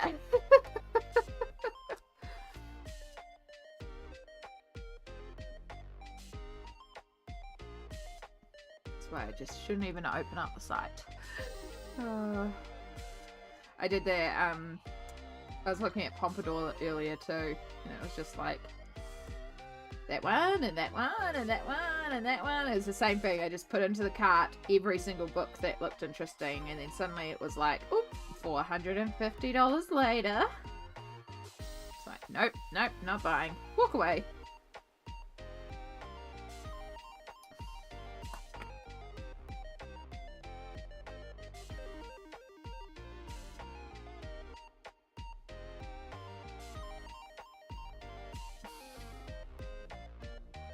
Bye, Miss Amy. Better go. All good. Thank you so much for popping in, Gemma. You have a wonderful rest of your day. Step away from the cart. Never. Nah, I will. I'm pretty good. That being said, I'm pretty good by the fact that I just simply don't have money. Easiest way is to not spend is just be poor. But yeah, it does make it a little easier to step away because it's like, cool, yep, no. It's all good. As I said, I don't need any more books. I've got so many new books to colour in, and I'm very happy with the state of my collection. I just like looking at all the pretty new books. Do you have the word haul blocked? No, it should absolutely come through totally fine. I mean, I'm the mod, so it should be fine. I don't think I have any words blocked, to be perfectly honest. I don't even have moderation activity turned on. I've now got moderation activity showing, so if for some reason it pulls or blocks your thing, then it should be fine. Yeah. I mean, I would type in haul, but I'm sure we've talked about hauls before. I don't know why it wouldn't show your message. Maybe YouTube was just being YouTube. I'm getting no pings and no nothing. Do you have all messages showing? I have all messages showing. Yeah. I was like, I'm sure haul will be fine. I legit don't think... Yeah, it's not liking when I type the word haul. That is so strange. Alright, channel level settings. Let's open that. No, not there. Oh, I barely even know how to mod on YouTube. I know so much better how to mod on Twitch. But you also have to be a little bit more active with modding on Twitch because you get a lot more spam bots on Twitch. Right, YouTube Studio. I can see double A's, so I'm not sure why. Yeah, yours is coming through. It's even coming through on the actual chat. Right, community. Nope. Nope. Customization. Nope. Settings. We'll find it. We'll find it. Community moderation. There we go. Yeah, my actual mods. Yeah, I don't have a single blocked word. There is not a single blocked word on this channel on YouTube. There are blocked words on Twitch. I'm going to make that clear. We block certain words so certain bots don't get to auto post. Comments on your channel. Moderation. Basic. Okay, we're going to put none. We're going to change moderation to none, but that's not going to be live. That's going to be new videos and posts. Actually, no, I do want basic on the videos, but on live chat there is no moderation. Yeah. Oh, look, that is where you can put rules too. Okay, that's good. I need to remember that for later because that's where I can put the same things that I have on Twitch.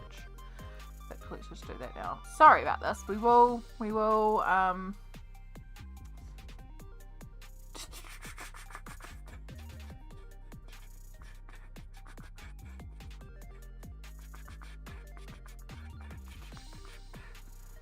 Yeah.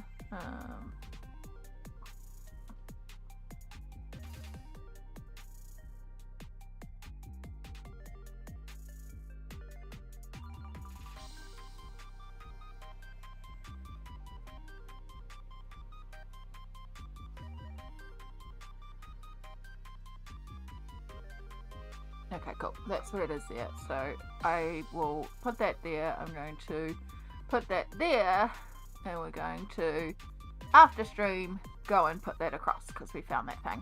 Alright. Yeah, I honestly have no idea, Zoe, why it is doing that. It's... Yeah. Double A is managing to type the word "hull" with absolutely no issues. No word is blocked on my channel. And there is no moderations on my live chat because I prefer to moderate it myself. So I don't know why it is not working for you.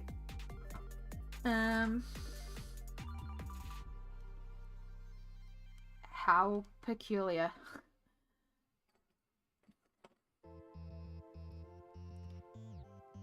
I can see no logical reason for this, except for unless it's in your own settings, but then that would only affect your own channel. That shouldn't affect in here. So, yeah. I don't know, Zoe.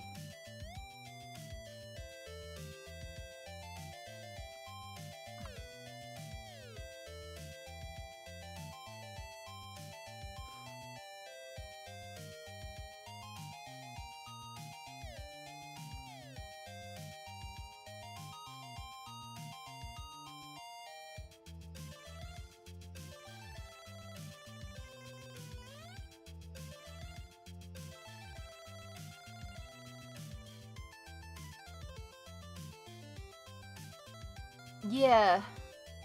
I probably should block swear words in prep just in case, but most people are pretty good about keeping things positive.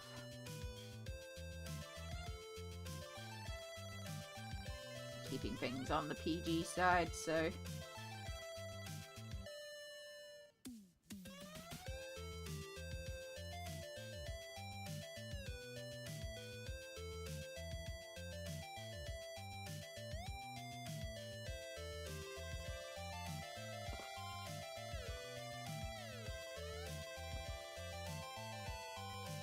Yeah.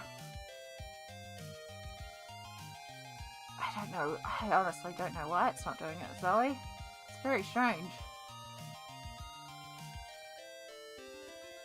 I mean, if it was, like, the only other thing I can think of is just making you a mod temporary, but then, like, I don't think it would really reset anything. Probably one day should get some mods on Twitch. On YouTube. I do technically have some mods. I'm pretty sure I've got like 1 or 2 mods technically. I'm sure Smolt's a mod technically on YouTube. Oh. I know. I like the fact that the community kind of just chills and vibes and we don't really have to worry about it because I don't want anyone to feel like they have to do anything other here. And Twitch, as I said, with the bots over there, it can be a little bit more prevalent, but I also have a bot that fights the bots, so you don't even have to worry about it over there. Yeah, Smelters, yeah. Yeah, I have a flip for the moon in my haul if you like to check out that book. Yeah, see, that works.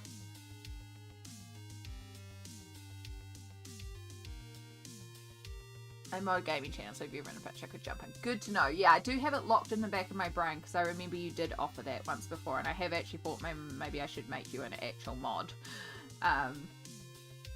But like 99.99999% of the time we don't need it, but it's that 1% where I'm like, maybe I should be ready. Because yeah, I mean, heck, I don't even know where half the mod tools are on YouTube. Again, if it's Twitch, it's a different story. I teach people how to mod on Twitch, so Twitch is an entirely different story, and then it's like YouTube, and it's like, we don't find the things again? But, yeah.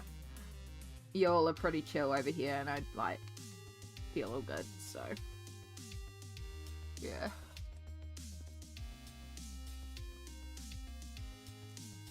Yeah, I genuinely can't explain why it is doing it.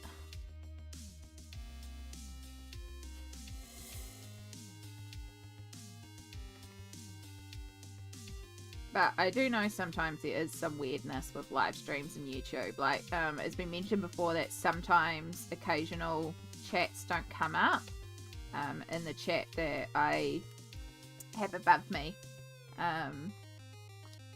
And it's because of the fact that YouTube likes to default to top messages instead of live messages. And so the chat, the bot that picks up the chat to put it on screen sometimes doesn't pick up every chat because of that top chat thing, even though it's trying to pick up every chat, but then YouTube's like, nah, these chats don't exist. And it gets a little confused. It's like, why would we want top chat? Why would we not default to everyone? And then if it's like too much, we could default to just the top chats. Like, why would you default to that? And then even if you're in all chat, sometimes it still doesn't show you all chat.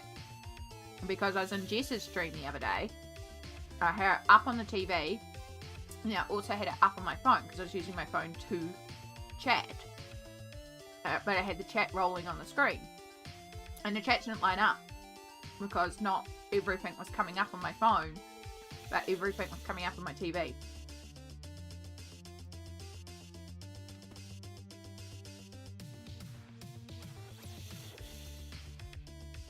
It was in the June haul. Okay, good to know. I think that one might be on my like catch up list as well. I know I put about 6 more on the list this morning. So, because I was trying to catch up on certain ones first. I know I haven't caught up on a lot of hauls lately, but I've also been trying not to keep myself. So I did put a few hauls on this morning. And I was watching one of your working the whips recently. And then I was trying to catch up on some of the ranking rates as well.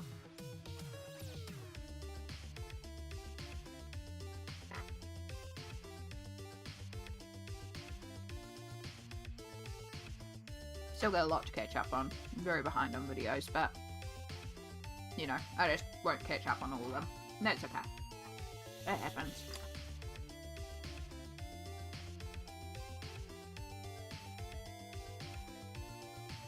Right, I was right in thinking that this one would be in shadow.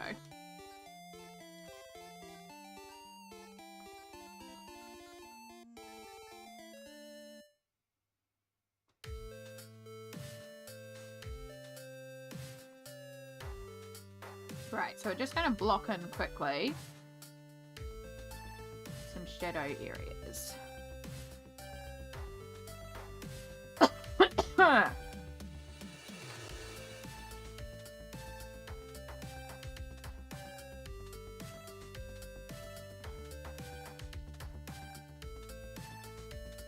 Yeah, at the end of the day, there might be technical reasons for all these things. I don't know, and I don't have spoons to figure it all out, because it's a lot of figuring out.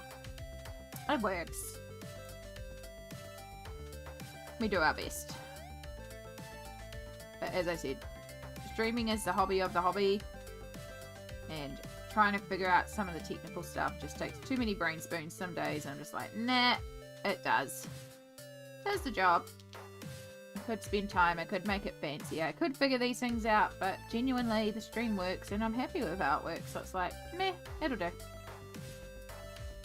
As long as you'll come and, you know, we have our little positivity bubble and we're just vibing and hanging and chatting and sharing our glitters, I'm happy. I love hearing about your glitters.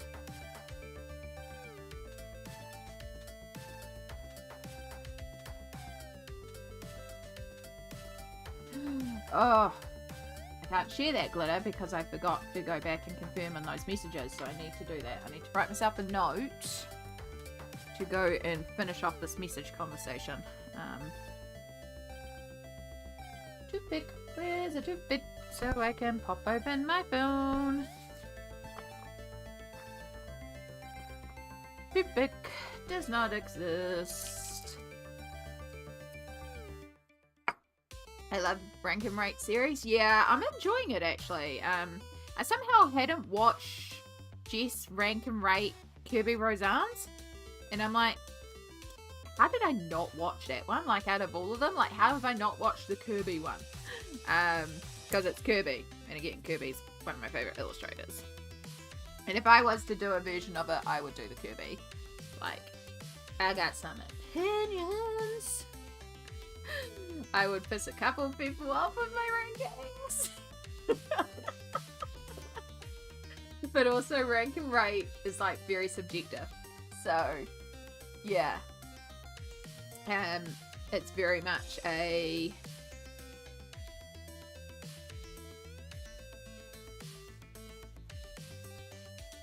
Right, there we go. That there to remind me to go and message that later. Yeah, it's very subjective.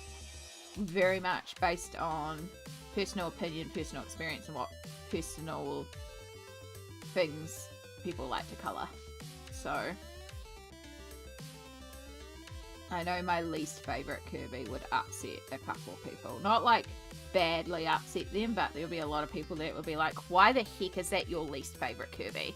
Out of all the Kirbys, why is that your least favourite Kirby? Why is it not this one or this one or this one that are universally accepted as some of the, like, not as good Kirbys? And it's like, because this is my personal opinion and this is how I feel.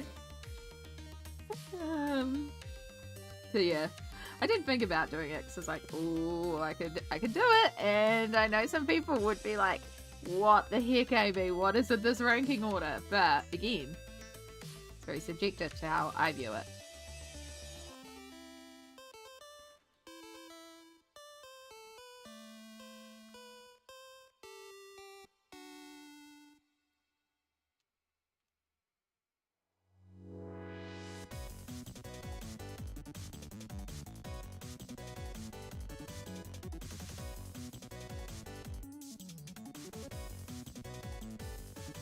They're so fun to film, yeah. They're quite fun to watch as well, so, and it seems like a lot of people are having fun filming them as well. And it's cool to see, like, it's cool to hear people's reasonings, so, yeah. Might have one going up tomorrow? Ooh.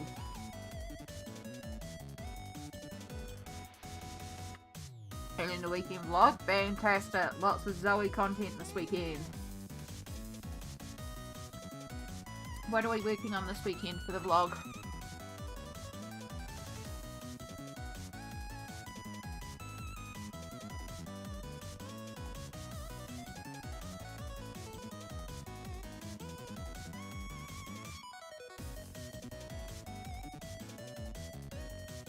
Oh, this one too thick. It's like it has to be around here somewhere. Okay, the more I eat that marshmallow fish, the more coffee has coming through. So it's actually getting better as I go along, but it's also getting sweeter. But the coffee flavour is coming through more and more. It's not like amazing coffee flavoured. I wouldn't get it again. It's eatable. Wouldn't get it again.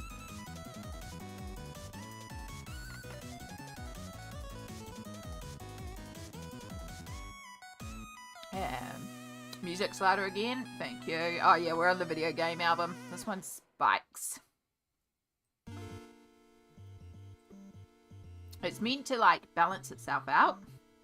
But certain albums do spike up a bit loud and certain albums spike right down. And the video game album, which is the album we're up to, yeah, and it does sound like a Mario level. There's a couple of songs that sound like Pokemon or Nintendo, which I actually really like this album. It could be a brain itchy album, but because it's got that like gaming association and I listen to it and I'm like, oh, I'm playing Pokemon or I'm playing Mario. Yeah. So it's a video game album. It's not actually called the video game album, but in my head I call this one the video game album.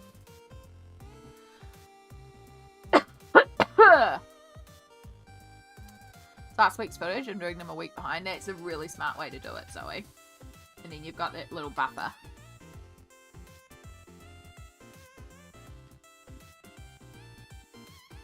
I did think about as well, like, doing sort of like vlog style content there for a while. Not like an actual vlog, but so you're trying to sit down and do like a recorded footage, doing it just like live streams, but not live. So just sitting down, recording little snippets and being like, now I'm working on this, or, you know, going to do this in just little bits and pieces around and just putting it together like a vlog. So that could be a little bit more approachable for me because it's not so much sitting down with the scripted content, it's still just me going off the cuff and just everyday life.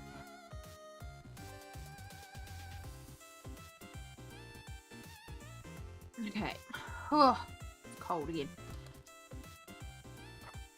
But then, yeah. Thinking about it, never did it. Maybe one day.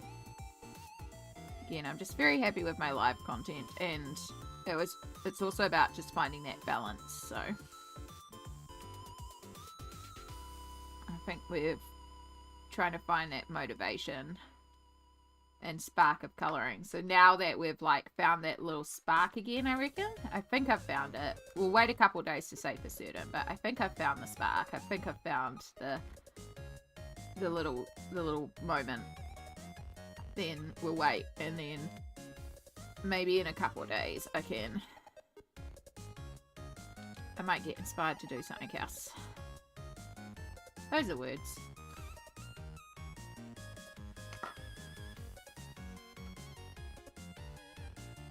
Putting you on my phone so I can edit something. All good. Good on you. Doing the work, doing the things.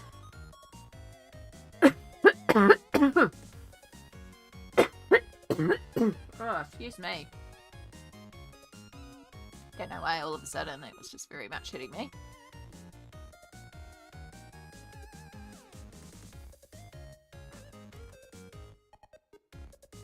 Right, a little bit of Hooker's green. Just a little bit over the blue.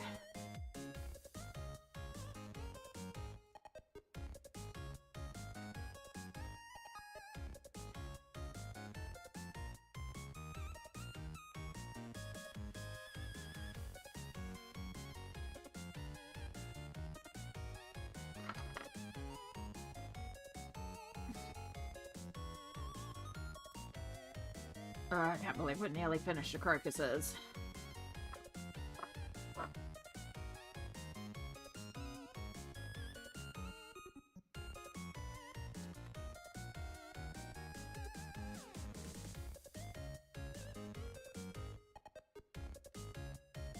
I say nearly finished. We've still got a little bit left to go, but I'm stretched, y'all.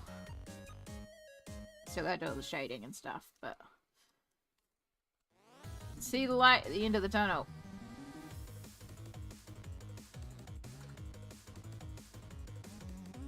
Just wanted to do the green and get the green knocked out of the pathway.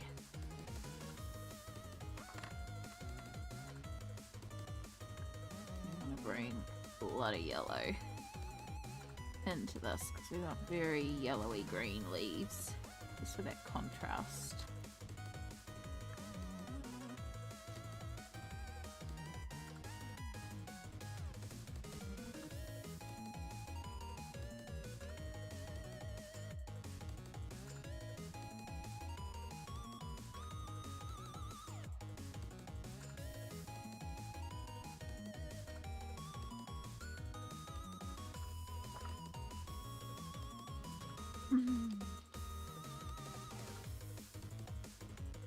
Alright, and a little bit of permanent green into these lower ones.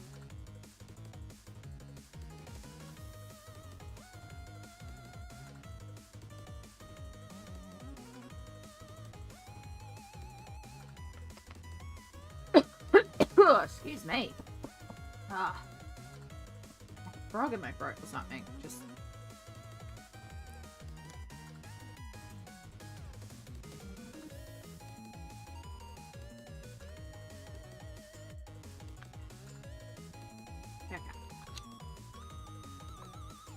Cool. So now we've used all our pinkies. Like, I do really like how that's bringing the pink across. We've used all our pinkies and warm grey and stuff like that to shade the crocuses, to do the blend of the flower petals. But now we need to, like, actually create the shadows from where the petals overlap and then create the dimension. Because, for example, of these leaves here, we've got a little bit more yellow and warmth up top and more cool down the bottom. And then we've got the shadows where the leaves overlap. We don't have any of this here. We've just done the gradient.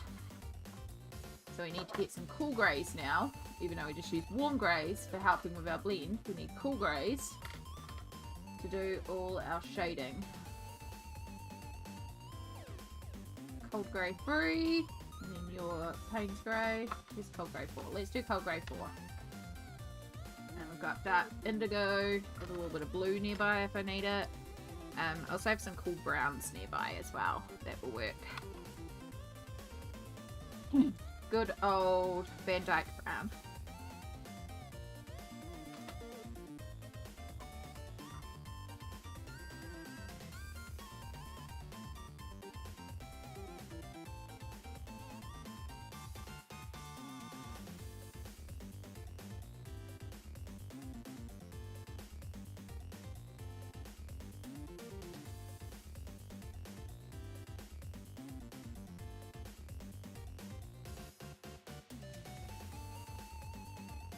Hope you're all doing well out there.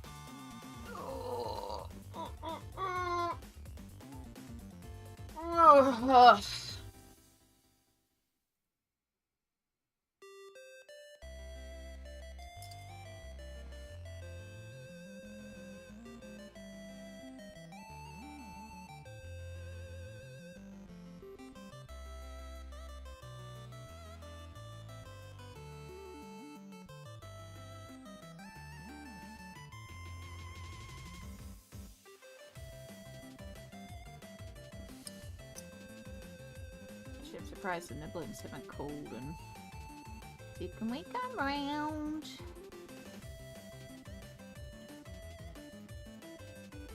What's the bet they'll ask to come round tomorrow? Oh wait, no, they'll be at preschool today, so that's why. That'll be why.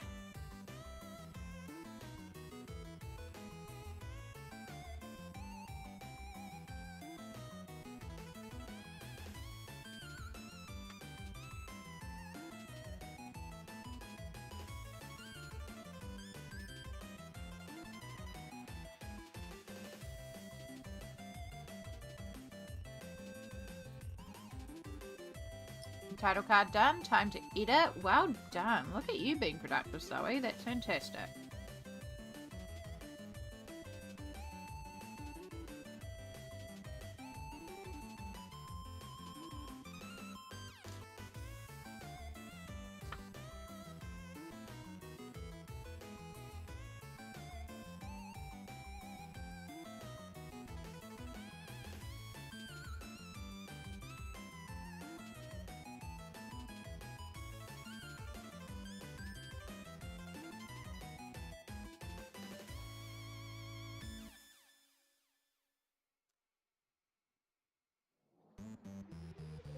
You're welcome. I think it's important to, like, celebrate the achievements.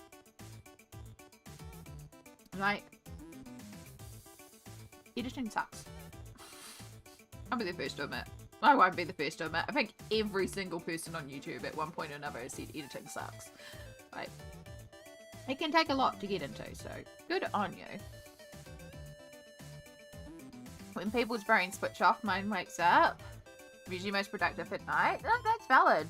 I used to be a night owl. I was very much a night owl. And I used to be, I used to work full time and then come home and stream until like 3 or 4 a.m.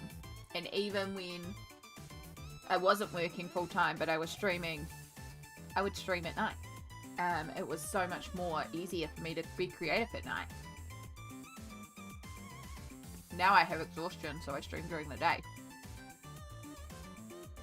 But there is a science behind it. because I know a lot of creative people who feel like they're more creative at night. I'm not saying this is a rule for everybody, but I know a lot of people who feel like they're more creative at night. And one of the theories behind that is because you've had your day and you've spent all your energy during the day. And so by the time you get to night, you're physically exhausted, like you're mentally exhausted. And so you stop thinking. And think about how many of us just like blob out in front of a movie at night after a full day of work and stuff like that, because we need to switch off our brains. So because you're blobbing out, because you're just sitting there and just like not actively thinking, it allows your brain to just do what it wants and wander, which is how our creative muscles can start to engage in our brain, and that's how things can start flowing. So because you're essentially trying to shut off the brain from you actively engaging it, it's free to just be. And that's where a lot of creativity can come from for a lot of people. So it's kind of like one of the theories why a lot of creative people feel like they're more creative at night. But again, that's not to say that's everyone or the case. It's just like one of those thoughts behind it, which I can kind of make sense of. Like, to me, that makes a lot of logical sense. And back in the day, I can see why I was so creative. Whereas now, because I'm consistently exhausted, it doesn't matter if it's day or night. Like, I'm just exhausted. Because chronic fatigue. So, now it's just a case of, well, at least during the day, it's like a little bit more temperature and my bones don't hurt as much. The longer the day goes on, the more inflamed I get. So definitely the mornings are my productive time. And that is why if Mum and I have errands to do, like going to get groceries, we do them first thing. Because the earlier in the day, the more functional I am. After my coffee. We've got to have coffee time first. But yeah, coffee, like an hour wake up time and coffee. And then after that, go until about 11, 12, and then we're done. I like to be home before midday. After midday, we're starting to hurt. So yeah, when we do groceries, for example, it's like, yeah, we're going at 9 a.m. We go around 9 a.m. because school, the schools go in between 8 and 9. On our way, we pass 2 kindergartens, the routes to like primary, intermediate, and high schools. So it's like we're passing a lot of schools to get to the supermarket. So if we go at 9, we just miss all that school traffic. But if we go at 9, we also miss everybody who's going to get the groceries, who comes out at like 9:30 and 10 o'clock. So by the time we've done the groceries, people are just arriving to do the groceries and we're done. So, yeah. We have a very specific time we like to go. But if I could function more at night, we would do it at night because it's a lot quieter at night. And don't go grocery shopping in the weekend. Ugh. My hooks are crazy in the weekend. For me, it's a habit because I like the peace and quiet of the night. It's the only time I could get peace and quiet when I lived with my parents. Yeah, see, when I was making YouTube videos and stuff, when I first started in 2016, it used to be the case too. At night time, the house was quiet, everyone else was asleep. I could just sit here and do art. Creative juices flew a lot at night, but also my mental health. I didn't sleep well, so I used to just sit here and colour or draw and colour in my drawings. And yeah, it was overnight, all night. Lisbeth, hello. Also, art tax paid for being late. Ooh, we can forgive you being late for art tax. We have Merm spoke. We have Merm. We have shiny Merm. Look at the shinies. Okay. This is what the beautiful Lisbeth has been up to. So we have our gorgeous Cleopatra Merm. all the beautiful blue and whites and golds and sparkles. But then look at that gold. Look at that scorpion. Look at that gold in the hair. So shiny. So pretty. I like that because I like that I can see the scorpion. It's so cool. Love, love, love how that's turned out, Lisbeth.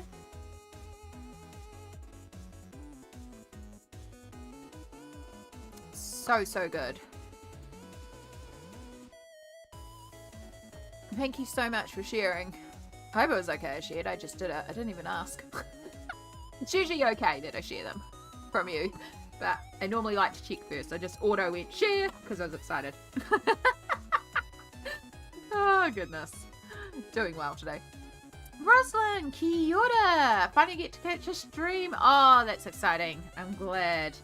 How are you going today, huh?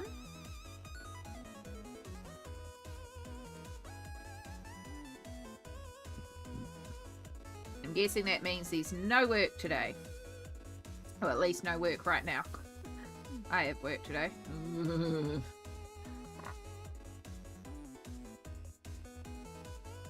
I have much work today. But that's not till later on. For now, arts. We are getting very close to having these crocus flowers finished, which is really, really exciting.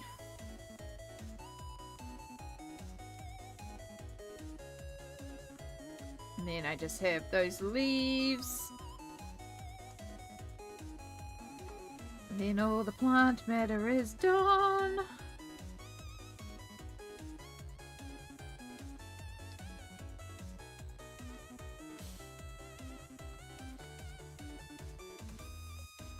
I told you I needed to add lots of bling. You did. It looks great. I love, love, love lots of bling. But we know this.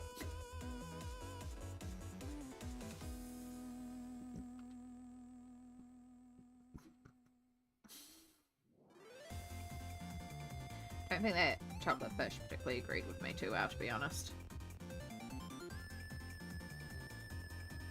Yeah, it was edible.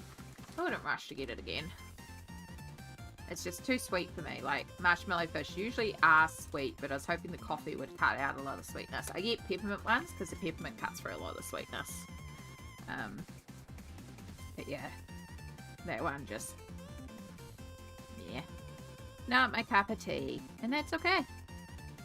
It's fun to try though. It's always fun to try new foods and new things. Back at uni, so I'm usually getting the kids ready for school or driving to uni. Oh, yeah. I don't miss. Well, in a way, sometimes I miss studying days.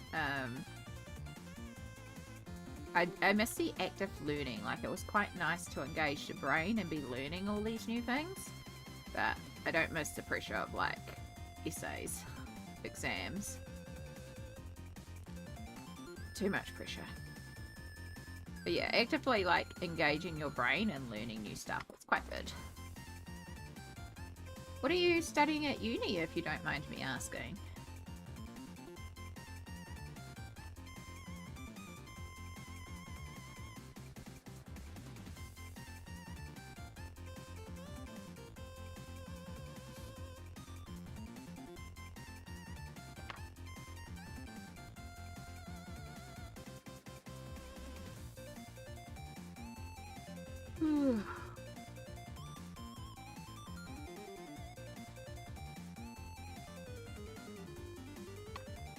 Bachelor of Nursing? Yeah, I had a sneaking feeling it was nursing for some reason. Something in my brain was going, it's nursing. That's so awesome. Nurses have a very difficult job and a lifeline, so good on you. When I was in hospital, my nurses were so lovely.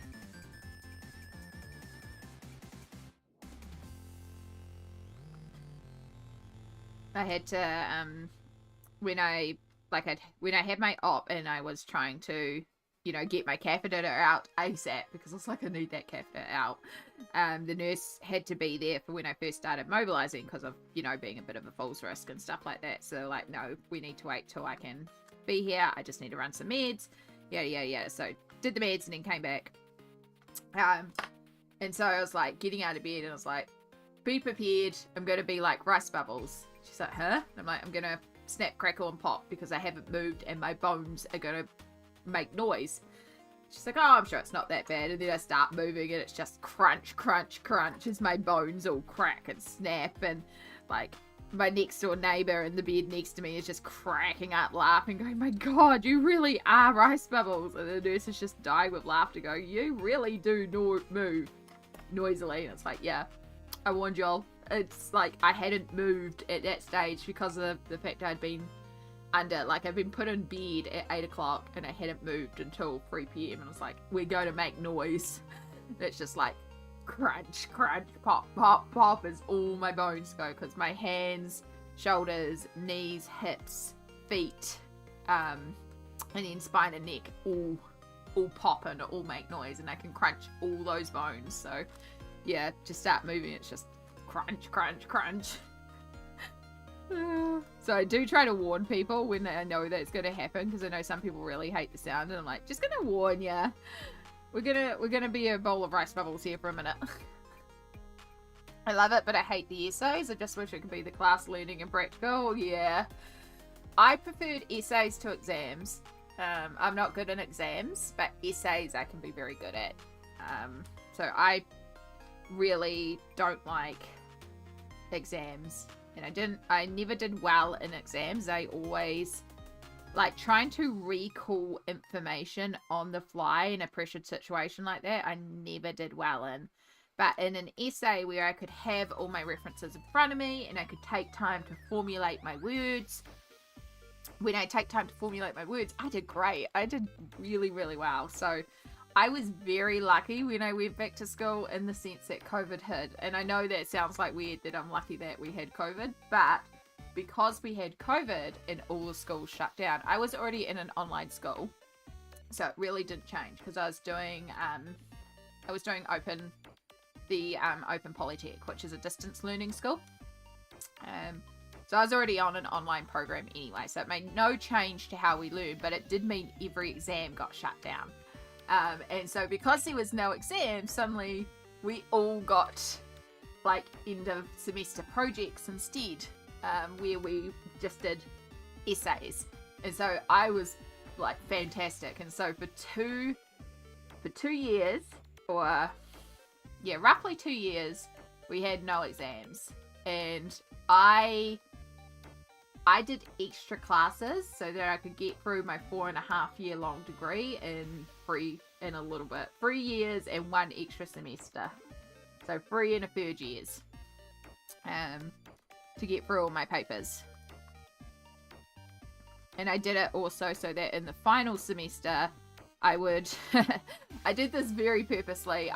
When I was doing the very first year, and the papers were a lot easier, and there was a couple of like compulsory papers that I knew were going to be absolutely brainless for me, like formal writing and formal situations. I was like, I already know how to formal write. This is going to be fine.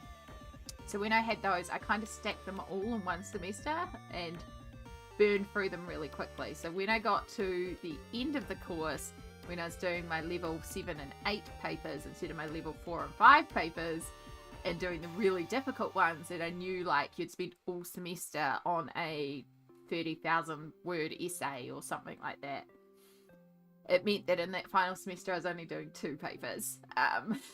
And I still counted as full time because it was literally the last 2 papers I had to do. So it wasn't like I needed to do the 3 papers that you're meant to do for a minimum of 4 times full time. And I was doing 4 to 5 papers. So because I only had 2, my workload was significantly less, so I could dedicate more time to those difficult papers. And it worked out beautifully. So yeah. But I am very, very proud of the fact that, like, I got diagnosed with my autoimmune condition in the middle of studying. I was also working in a medical laboratory while studying during a global pandemic. So it was a bit of more, it was chaos. It was like chaos, but it was even more chaos. And while all my other fellow students were like, oh, yeah, my situation's changed and now I'm not at work anymore, so I'm at home and yeah, I've got so much more time to study. And then it's like, yeah, I work in a medical laboratory and my hours have skyrocketed. I'm doing 3 times the usual workload.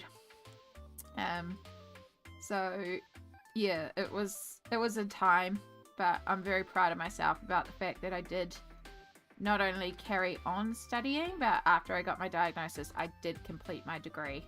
And I'm very glad I did, because now, like, if I was still trying to do my degree now, I don't know if I would have the brain capability. I don't know if I'd have the spoons anymore. So I'm so glad I got it done when I got it done. As hard as it was.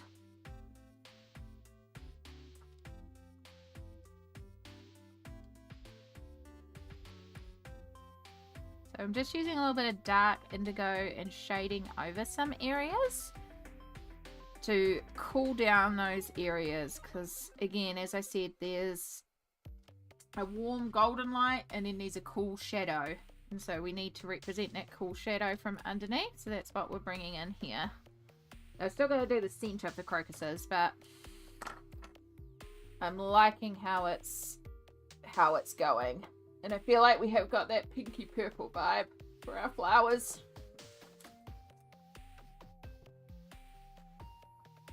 I have no more spoons for school. I have like 7 degrees and used none of them. It's okay, I don't use any of mine either. I have a Bachelor of Art and Creativity. Don't use that. I mean, I do use that personally, but I don't use that in my career.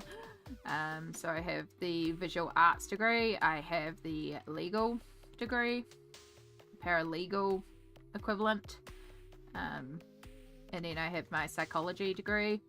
I also technically have a Specimen Services degree for working in the laboratory, which I do still work in the laboratory, but now I do more administration. So I have the certification, but my registration for it has expired because there's no point paying registration on it because I don't handle specimens anymore. But I do still have that certification.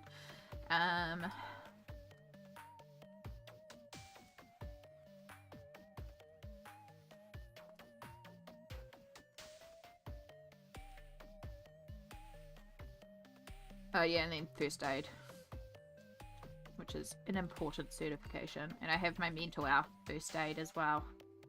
So, yeah. This page is amazing. Thank you so much. I am just in love with how it's progressing. Again, I love rainbow glitter, so it just feels very rainbow glitter. It's making me happy. A little bit of warm grey just to fill in those extra areas. Cool grey. Yeah, I think I'm happy with that. I might want to push some shading more for these ones down here. Actually, I didn't add any blue down here.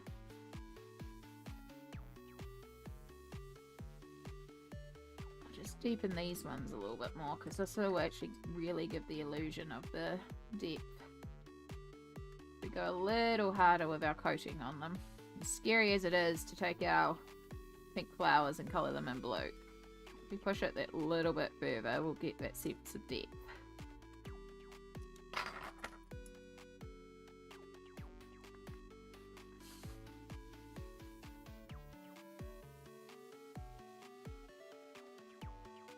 Again, why I like polys, because I can just keep layering. Yeah, that's better. Okay. So, where's my reference? Oh, I still feel like I've got cat fur out my nose. Ugh. Itchy nose. Alright, we need to do some yellow cores. We want our bright yellows. Lots and lots of delicious bright yellow. even like a little bit of oranginess doesn't go amiss here. So we're going to take a little tiny bit, and I mean real tiny bit, of our scarlet red. Just dot that into a couple places. Just the slightest touch. It's, again, not even meant to look orange. Same as like in our bellflowers, where we put that little bit of red into a couple places, and it's like you're not even meant to notice it's there. But if you look closer, it's like, oh, there's a little bit of red in here.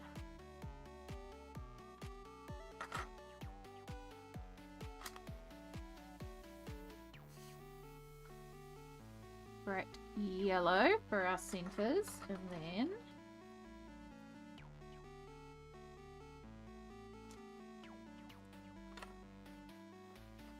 a little bit of Van Dyke brown to shade. Keep in mind our shadows. It may be a bright yellow center core, but it will still have shadows and highlights.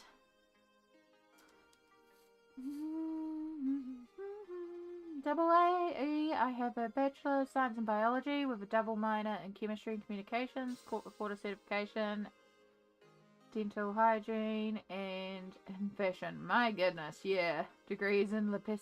Oh, I can't even pronounce all those ones, but wow, yeah. Lots of papers. Also, Mr.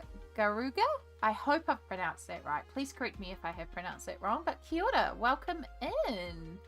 I'm new here. Is any rules I need to follow? I just found where the YouTube rule section is, so I will be updating that post-stream, but thank you for asking and checking in.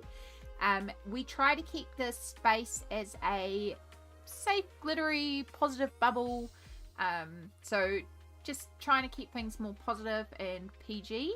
The idea is that this is a safe space that you can escape to, where we don't have to worry about the world. We focus on creating beautiful, rainbow, happy pictures and just vibing and having a good time.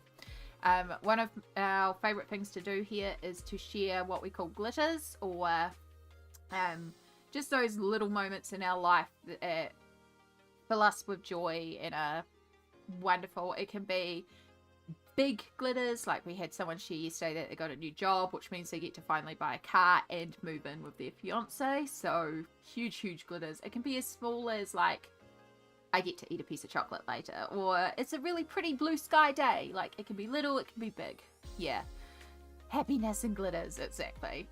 Yeah, we just try to keep things in that space where, when I was going through a lot of mental unwellness, the sort of space I would have looked for on the internet. That space where it was cool to come in and just know we could just vibe, and it was safe. And that's why we get a lot of people who just lurk and chill and hang and just keep me up. And that's all good. Do what you need to do, stay safe.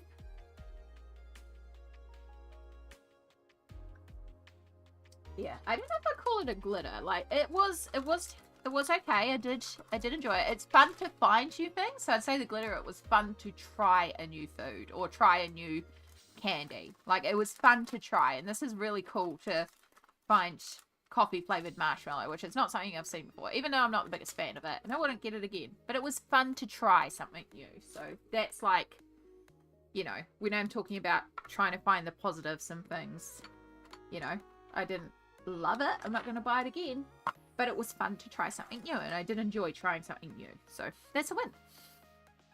Ooh.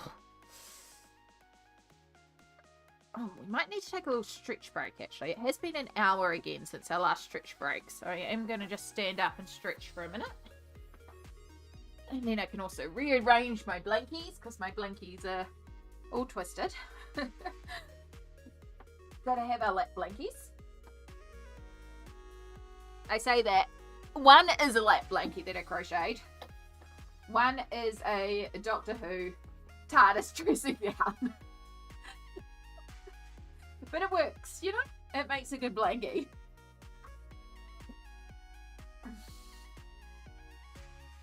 It's actually something I haven't watched in a long time, and I keep meaning to. I did not see any of the... What was the... I think from the 12th Doctor. Like, I didn't finish watching all of the 12th Doctor. I did watch the special. with multiple Doctors. So I did watch that one, but yeah, the 12th Doctor, I haven't watched any of the 13th Doctor. I would like to see it carrying on, so I should really catch up on Doctor Who. One day. Wiggle, wiggle, wiggle, wiggle, wiggle, wiggle, wiggle. Right, I didn't drink that, so I'm going to put that one back in the fridge. Without tripping up any.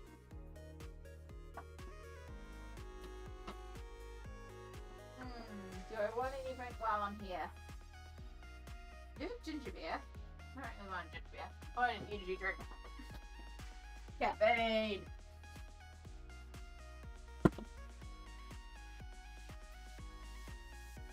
Don't have any straws around here, but that's okay. Oh, that's a good one. I like that one. Okay. Good little stretch, good little wiggle. Feeling a lot more loose and limber. Let blinky. And let blinky. Okay. I bumped the cameras getting up. I have a terrible habit of doing that. We're also, I realised as well, part of the reason why it's feeling so out of place is we're also like really far zoomed out. So now we have left to do, itchy nose, is the leaves up the top. So I am going to do a little this, because what I've got left to do is up here, and it's going to make my life so much easier to flip this way. Yeah, leaves time. So we are going to work upside down for this one, but it's just so much easier. So I think we're going to try and carry on this bluey green and do it for up here, and that will also bring that bluiness up. Because the blue is the one colour we do need to balance, which is why I'm kind of thinking we might be ending up doing the butterfly blue. But when we bring the blue for the leaves up here, it may be enough, but it is a different blue. It's not this bright blue. So that's kind of why I'm gravitating towards that for the butterfly. But it could change. Like, we don't know. And I have to remember how I created it too. Because I don't remember the exact colours, though I know I did give the colours to AA. But also if it's slightly different to the strawberries, it's actually okay. Like, it can be different. We shall allow the upside downness. If it really upsets anybody, I can invert the camera. I can flip it around. Yeah, that butterfly I found was pretty wrong. It is actually a very good butterfly, and that's why I was like writing down the name, and then I'm very appreciative that you got the picture and actually put it up there too. Because it's like, we must remember this, because it is a pretty spectacular, and it is the exact colours. And I, like, again, I am really suspicious that we are going to be going for the blue. Like, it really does feel like it is going to be a blue butterfly, because this blue is just not repeated anywhere else. And again, we want to balance it. The only colour on the page I want to be in one spot on the page is the black for shadow. So having every other colour used at least twice just balances so much.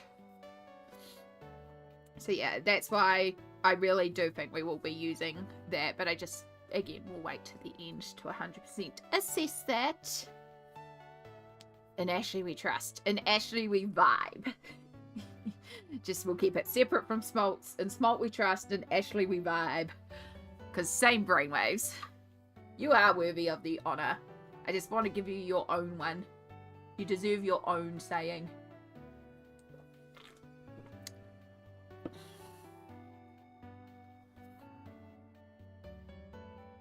You absolutely deserve the honour. Very, very appreciative of you. Hey babe, exactly. We do legit vibe though. Like, the amount of times that we're just so in sync with something, and it's like, have you got my brain cell again? Shared brain cell. The shared brain cell is engaged. Share my lone brain cell. Exactly. It's okay, I only have half a brain cell, so that's probably why it's vibing so well. Because together we make a full brain cell, and then we can function. But then again, functioning is overrated as well. Okay. Don't have a reference for this. Does not matter. We're just going to make it up as we go along. But we're going to do, first off, close the crocus. Look at that. I don't have a single reference tab open. Finally, I'm free.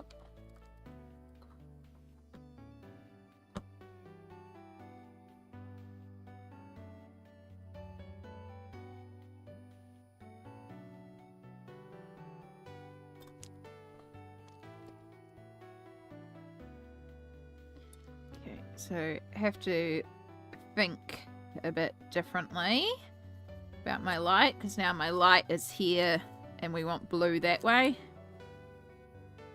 It's not blue at the bottom now. It is still the bottom, but you know, the bottom's been turned to the top, so just have to think about things a bit differently now.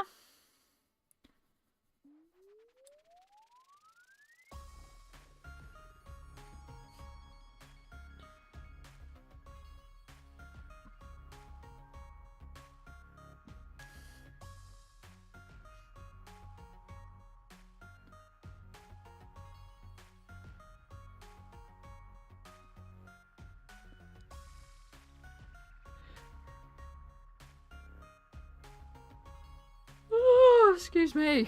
Oh, sleepy, sleepy. Not what we want. Not what we want at all, brain.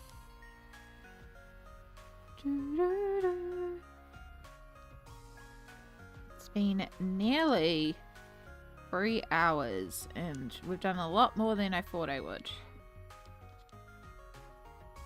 So yeah, as I said, the goal for today is to hopefully finish off the entirety of the plant matter, so getting these leaves and those crocuses done.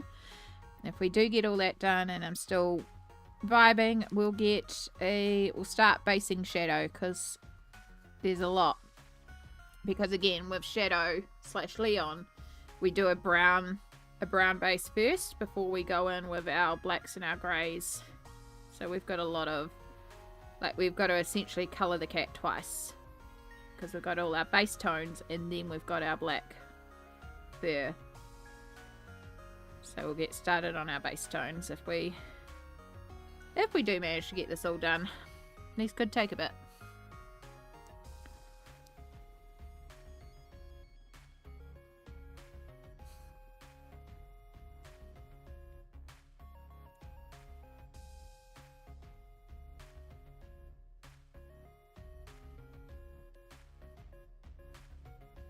We should have changed the sign. No, we call them Shadow, yeah.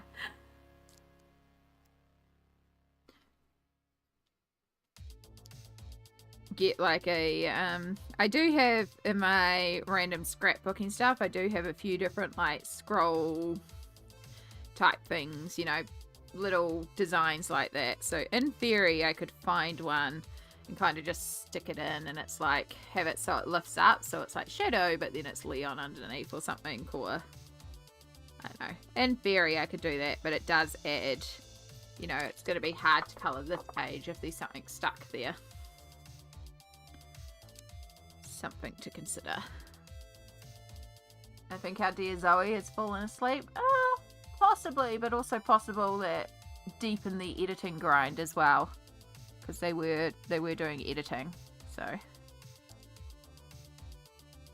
like, when you're in the zone with editing, you can just completely get in the zone. So,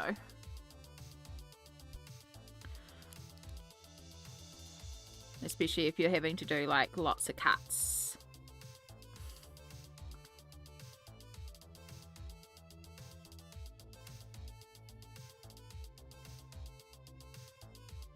We've definitely had a few people that have dropped off though, and that's all good. Again, I really don't mind in the slightest if you are somebody who does put me up in the background to fall asleep to, because that means you feel safe and comfy and cozy, and that's exactly what I want. The last night I had Cassie up, and I actually ended up drifting off for a little bit there with Cassie. That was really lovely.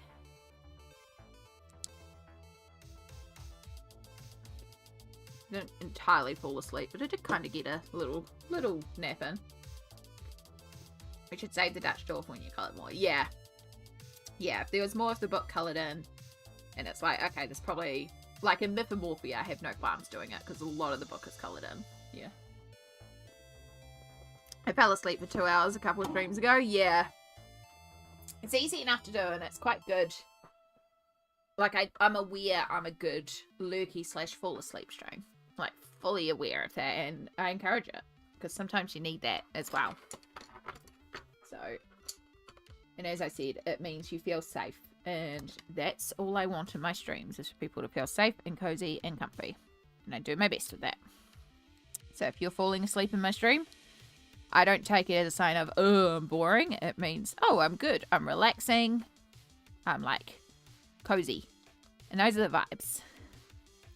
I can't be one of those streamers that's like, ha, ha, ha, ha. I can get a bit chat. But I'll never be like hype.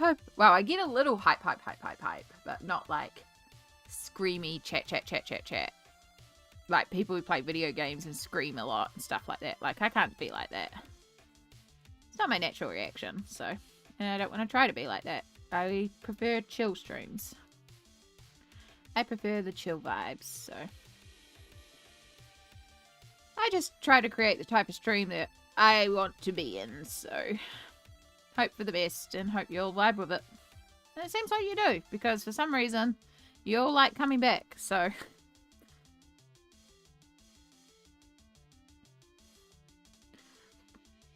Amy, you're my safe space. That's why you have the crowd you have, yeah.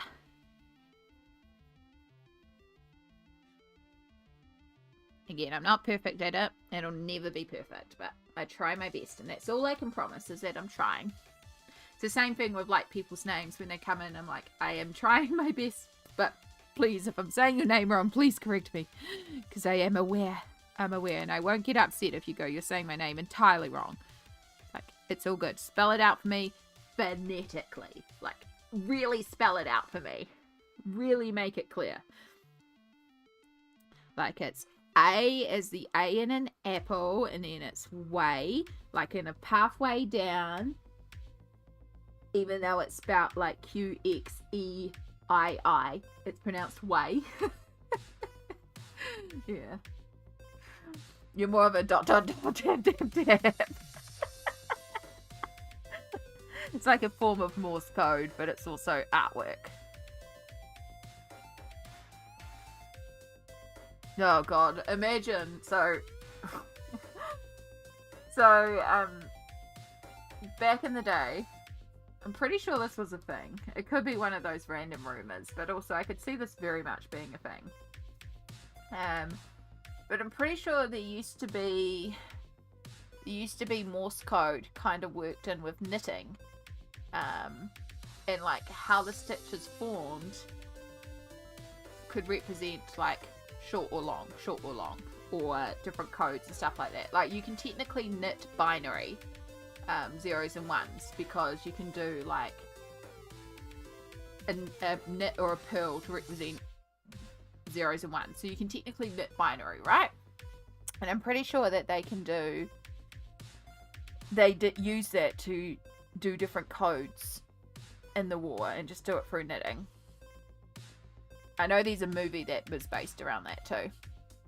But I'm pretty sure. Anyway, sidetrack of this.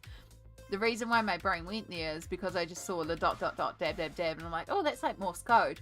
It's like, what if I secretly was a spy and I'm working different codes in by doing my ... dab. And I'm like, that would be a cool hook, you know?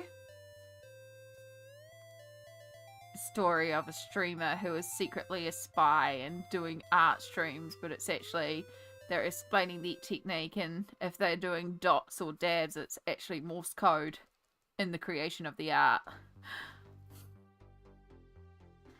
That's my brain for you.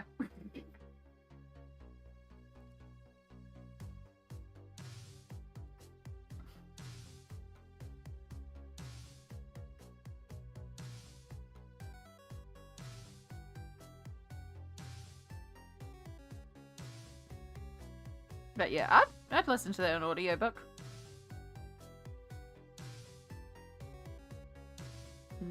I might have to find a new audiobook soon. I am getting through my Sunrise on the Reaping. I'm about...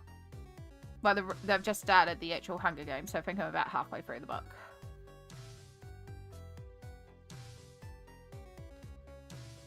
I think I've got about 8 hours left to go from memory. So I'm about halfway.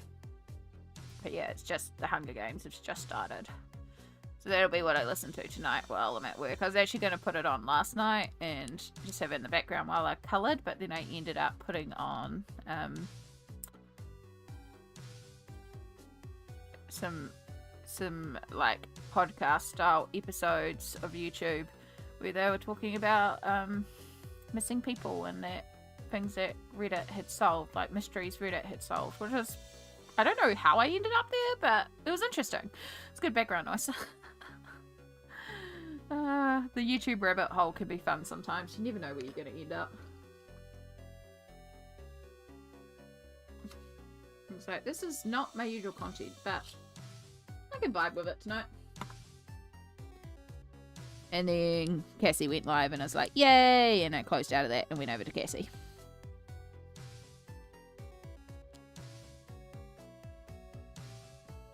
In fact, I should shout out Cassie on Twitch, because if you're not already... Alright, let's make sure we spell Cassie right, because... A-S-S-I-E-E-E, I'm pretty sure that's Cassie. We'll find out. Yeah, that's Cassie. Fortunately, Cassie only streams on Twitch, so Twitch side. But not only does Cassie play video games, she also colours. She was colouring last night. She was doing some Raider Prince bookmarks, and they were very, very cute. Oh, itchy, itchy, itchy.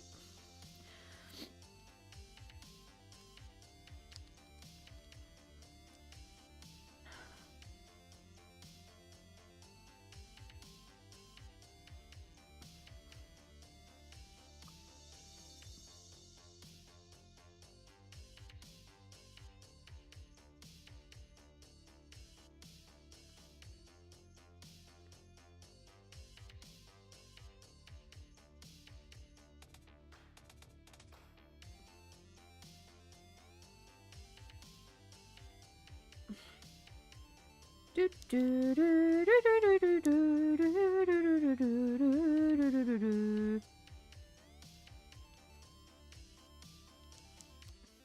plaster keeps on wanting to come undone. Rude.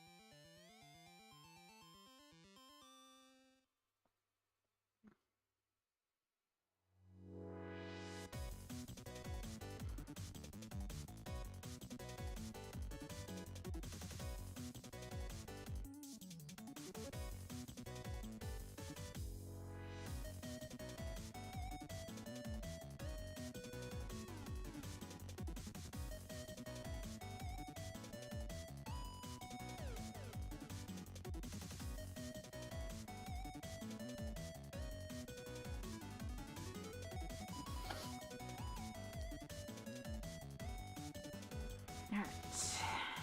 And then we take the hook as green onto this one. And we can do our brighter green and maybe a little bit of yellow, and then our darker blue and our greys, and takes a while. Takes a while.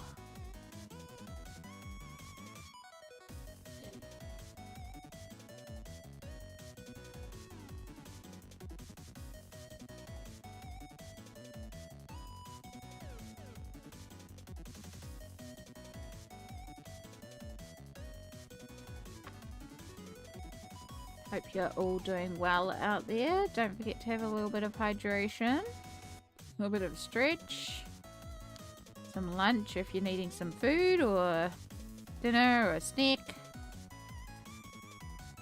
A little bit of self-care.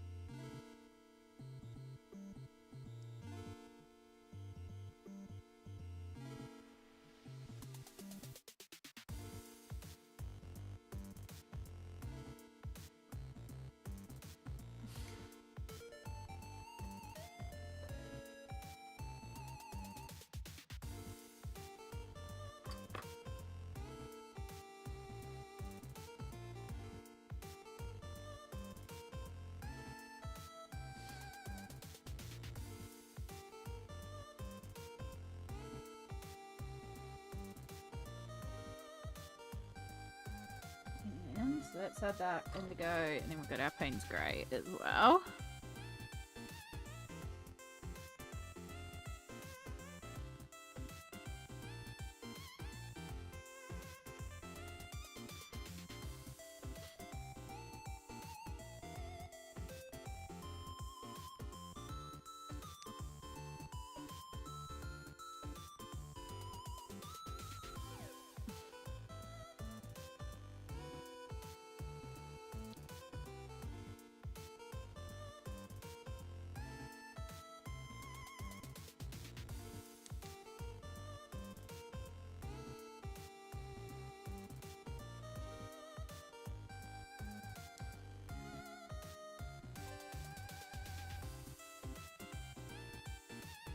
Might have to stop and make my breakfast / lunch in a minute soon, but it's pretty straightforward. I'm just having a bread roll basically. When I went to get the milk and a couple other things this morning before stream, I was walking around and I saw some bread rolls on special, and it kind of reminded me of, like, it wasn't like necessarily a struggle meal, but it was like a particularly cheap meal that I used to make for like a week of lunches, and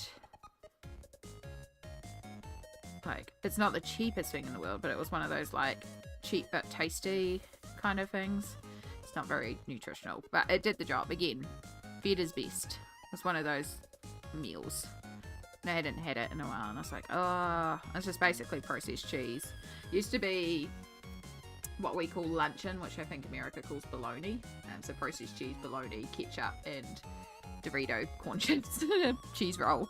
It was always like the cheese rolls were on clearance and all that sort of stuff. Now I can't stand the idea of eating bologna, so I did buy ham instead. But I did buy the processed cheese just for the novelty of it, even though it's terrible cheese. It's just a novelty. And I did find the cheese buns on special, which is what started this whole thing. So it was like, memories. So yeah. And there's nothing wrong with that sandwich. It was a good sandwich. The Doritos in the chip sandwich, in the sandwich, made it like crunchy, and it added in more cheese flavor. It was basically like a cheese and ham sandwich on the cheap. Did the job. Sometimes that's what you need.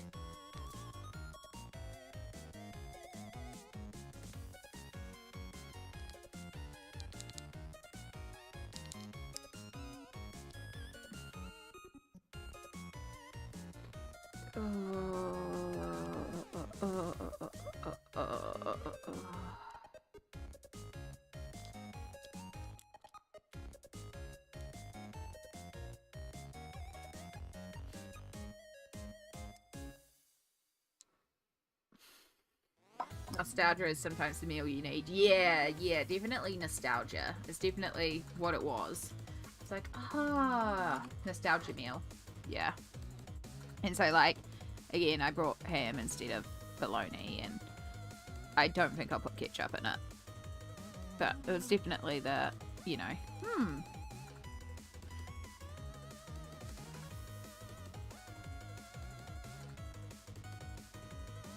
that memory core, the memory unlocked.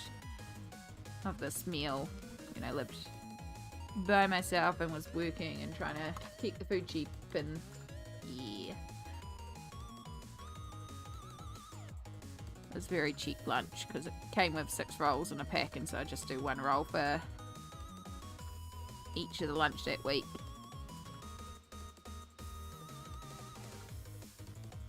I'd have to put other stuff with it. Sometimes I'd score and manage to get like 2 of the bread roll packs on special, and then I could take 2 of them for lunch. Which means I could take less of other things.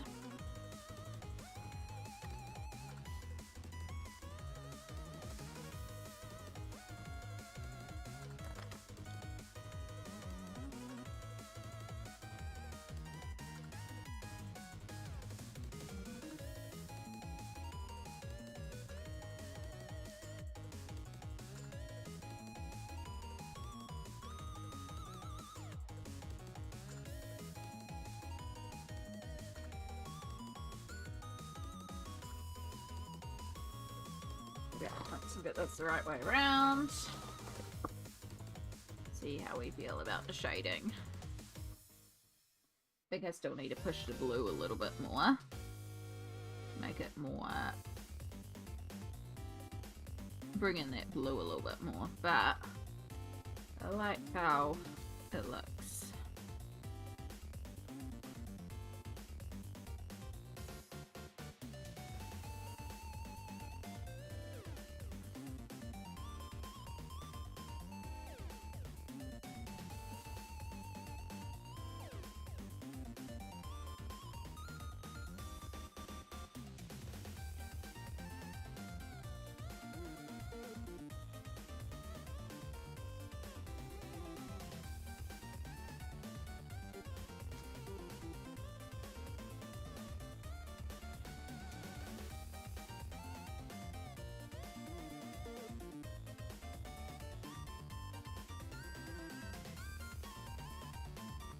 Oh, I think that's a little off camera there. But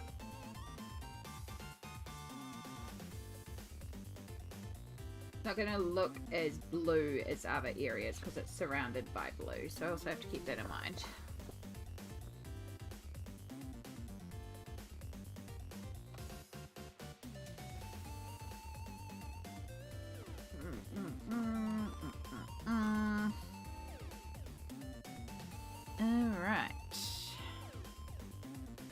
Fiction, hello, hello, welcome in.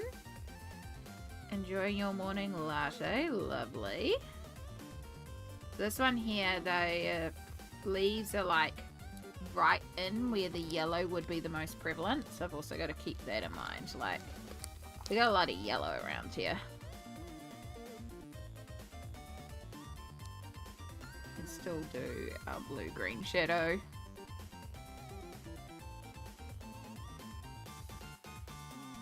Working right in the gap. I hope you had a good sleep, Perfection, and that your creativity was going well last night. I loved what you were doing, the photos that I saw. When I wake up, I'll be doing something on my clouds. Fair enough. Have your coffee first. You gotta wake up.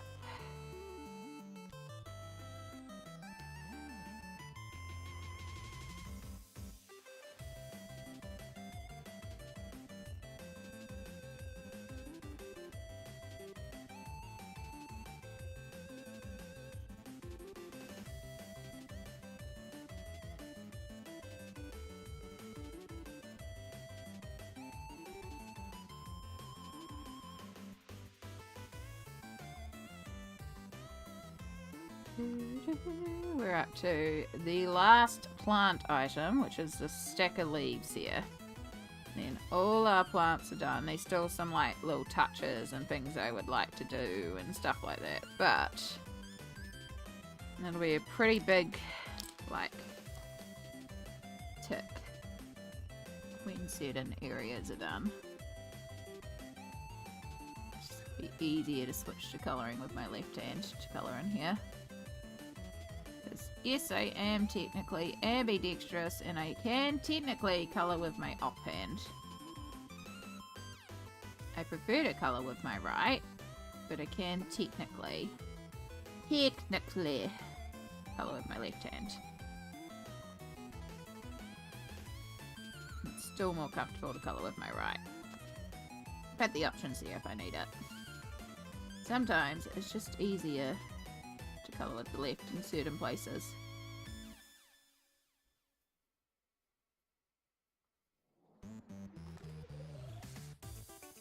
Like trying to get right into those gaps.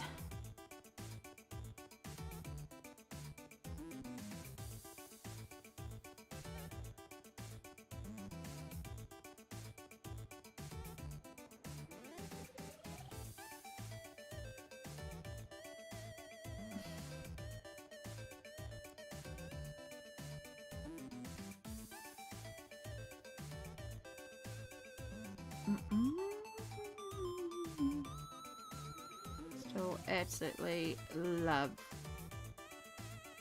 how this page is turning out. My left hand is useless. Oh, yeah, it's not like I have more control with my right. My right is definitely my dominant, but I broke my hand in arms so many times, so I just kind of learned to also work with my left hand for stuff. Pencil butter! Hello, hello. Welcome in. Hello, my friend. We're colouring kitties. We're colouring shadow.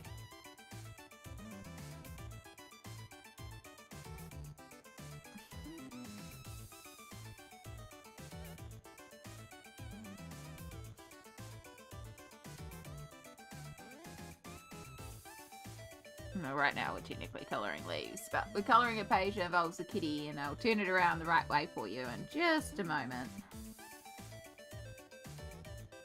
Just working on a set of leaves right now.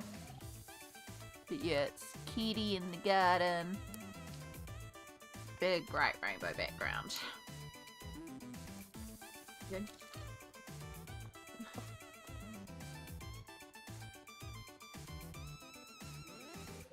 I'm surrounded by kitties. Yes, that's the best. We'll go there too. That's where we're at. It is. I love how it's progressing. I love the rainbowness of it. I do still think we are going to pastelize the background just a touch to make the foreground pop a bit more by making the background a little bit less vibrant. But again, once we colour in shadow, because he is black, so once we remove all this white, it may entirely change. But that's also one of our very last steps. But yeah, I'm really, really pleased with how this is progressing. This is our like little character introduction page where we figured out the colours. So it's called Leon's Journey, and it follows this cat here, which is Leon, but obviously we're colouring it like shadow because black cat. Black cat. So yeah, we're just working on our last section of leaves, and then all the plants are done. And I can be free of plants.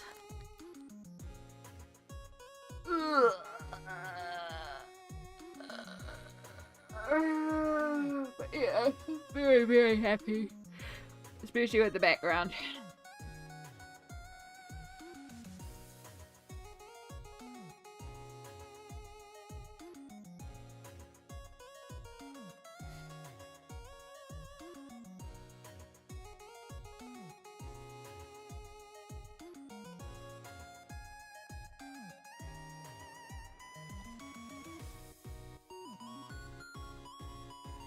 So how are things going on? I hope you're having, you know, managing to find a little bit of peace, a little bit of relaxation.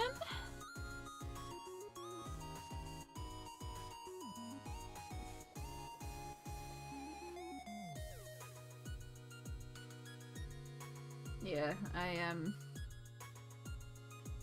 looking forward to work being done tonight so I can just colour. Do we do another stream after work tonight? I have been streaming so much this week. But also, it's Friday night. In theory, It's not like I have to get up tomorrow anytime.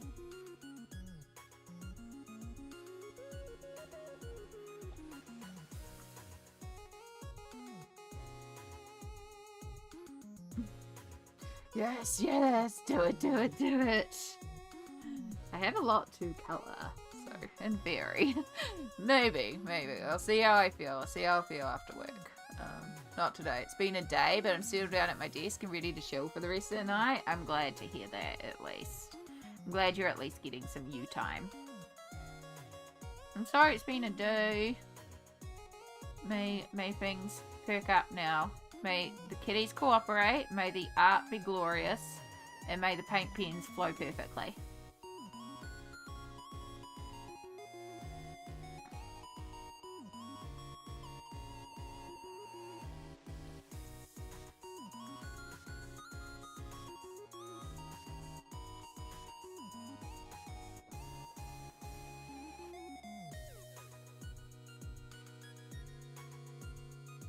Yeah, because we've got, obviously, this page to finish, and then...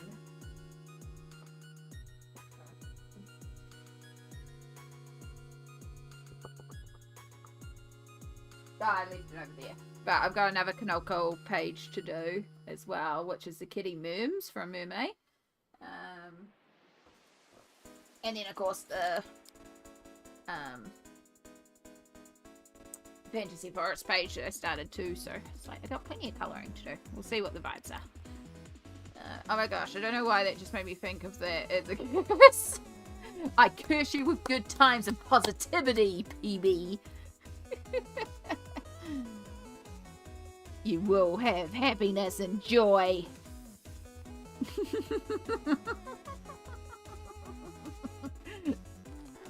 Like Calcifer saying, may your bacon burn, but it's may your paint pens clog. No!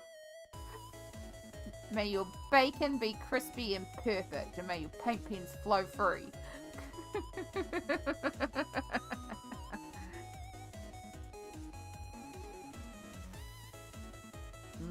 Crispy bacon.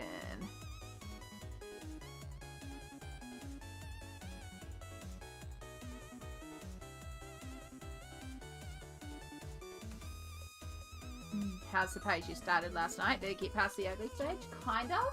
It's still in the ugly stage a bit, but like I can see where it's going. So yeah, it's just Neocolors 2s at this stage. Just playing with the Neocolor 2s and then a little bit of paint pen on the background here. Because I was just playing around with the background.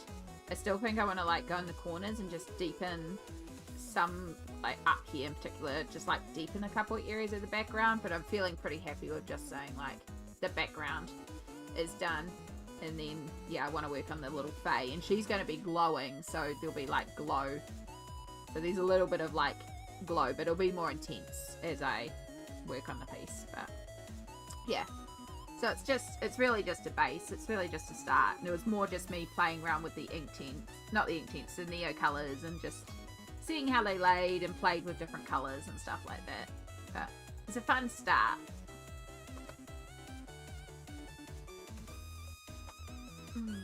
Little did I know, all I needed to improve my mood was a good dose of Amy. I am recommended twice a day.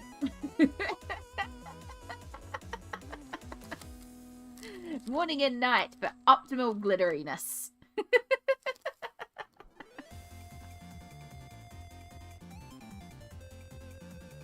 Side effects of consuming Amy include depleted bank accounts, increased desire to snack, sore cheeks from laughing,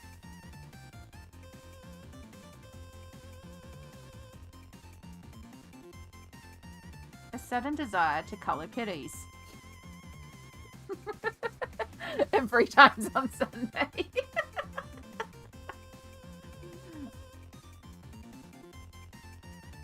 Amy is recommended, but rip my bank account. I am not responsible. I am not responsible. Hashtag Amy made me buy it is not my responsibility.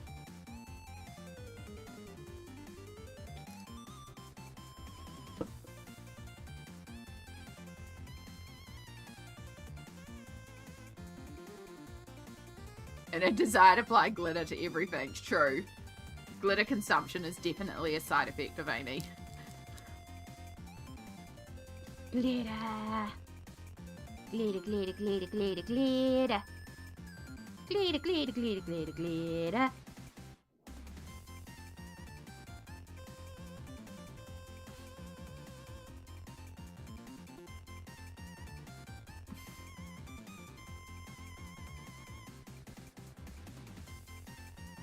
So your fault. Honestly, Lisbeth, like, glitterify everything. Just all the glitter. All the glitter. This is, Dark Berries. It's like, it's a page I did in Mermaid, and I just coloured in the background with water-based markers, and then I just used, like, some of my jelly rolls to colour in the Mermaid. So the Mermaid had, like, some glitter and some metallic and some stuff like that, and then I was just like, I wasn't vibing it, and I wasn't feeling it, and I was just like, I don't know. And the rule is, if in doubt, glitter it out. So there's such a thick coat of Mod Podge Extreme Glitter. It hasn't even finished drying yet, still. But yeah. So now this page is just solid glitter. And it makes me very happy. And yes, we've lost all the glitter details on the Merm herself because I've put so much glitter in the background, and I don't even care. It's like, cool, that'll do. That'll do. Now I'm happier with it. I doubted it, so I glittered it, and now I'm happy. If in doubt, glitter it out. Works every time. There's a few artist books I wouldn't know of exist if it wasn't for you. Yeah. I'll take responsibility for that. I always am happy to share with some gorgeous illustrators out there. With some gorgeous books that I'm always happy to go, hey, look at this cool thing. Doesn't mean you have to buy it.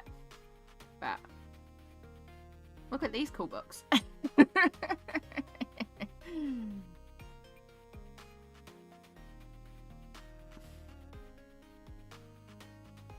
There's just so many cool illustrators out there, though.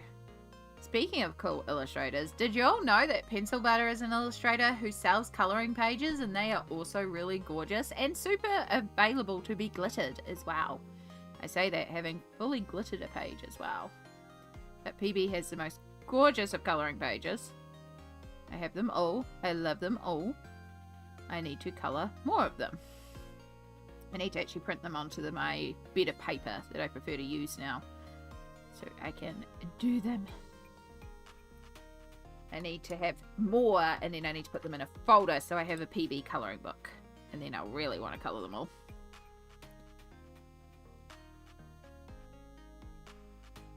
Okay, the artist you're colouring now, Kanoko Egusa. Yeah, another excellent illustrator.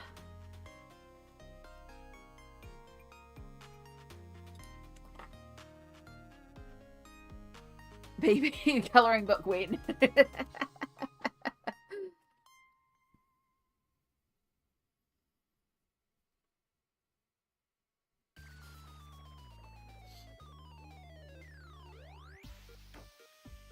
No pressure.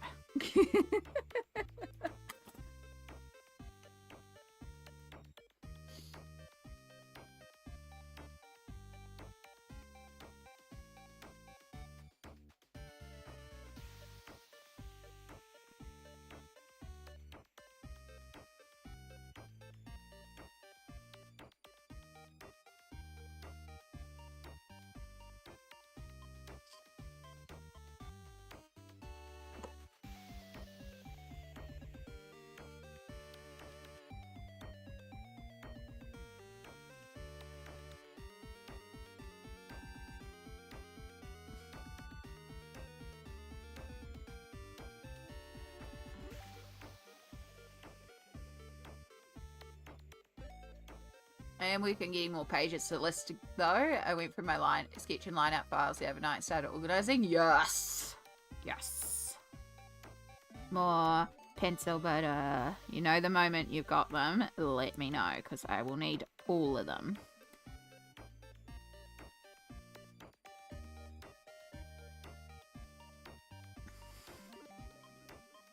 You know I'll go and get them all printed, and then I'm going to put them in a special folder and just make it the pencil butter colouring book. Even though it's not, you know, an official colouring book, it will be the pencil butter colouring book. And then we can colour all the pages.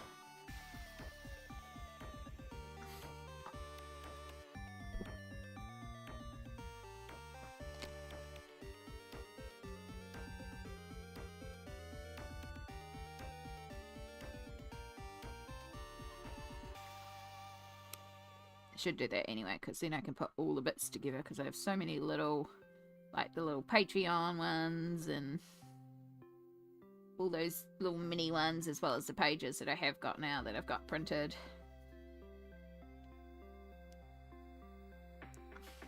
But yeah. Yeah. I'm excited. I love PB's lineup.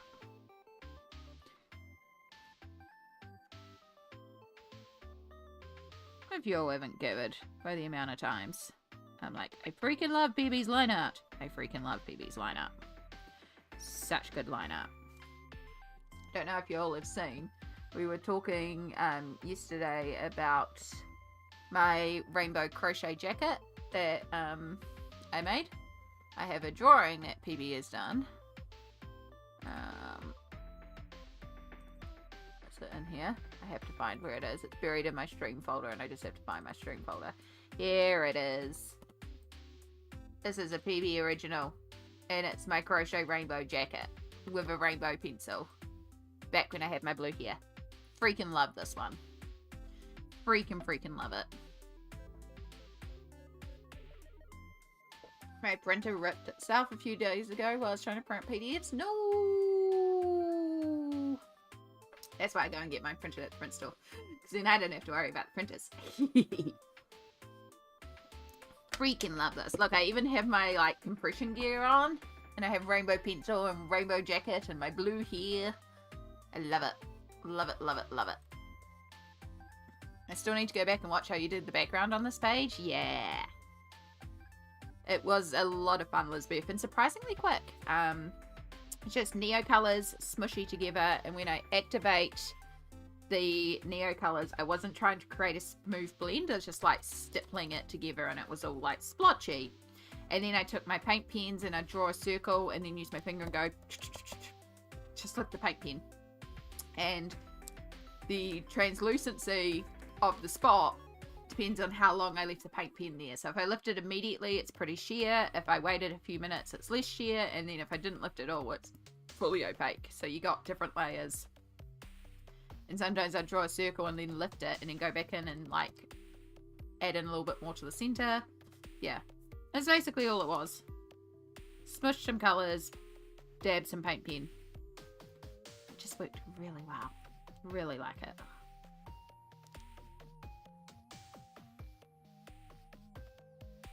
As I said, the only thing is the background is a little too vivid, potentially. But we'll wait till the end to fully assess that. Because I want the background to really recede behind this foreground items. But we'll wait till everything, including shadow, is coloured in before we assess that.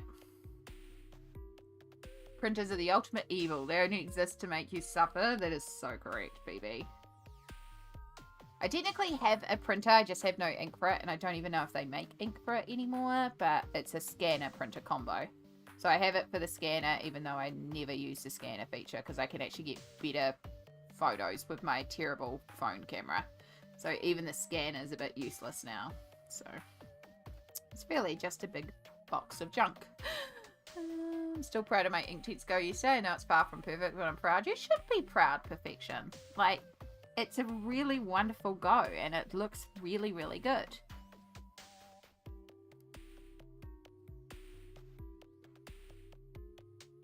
And you're trying out new things, and that's what's really exciting. Like, you're experimenting and you're trying, and things may or may not work, and you may find things along the way you like and things you don't like, but the point is you're trying.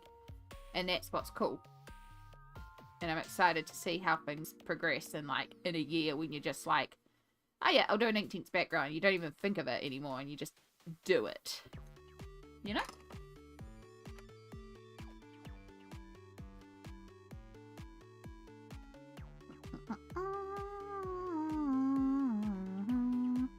Alright, good old Hooker's Green.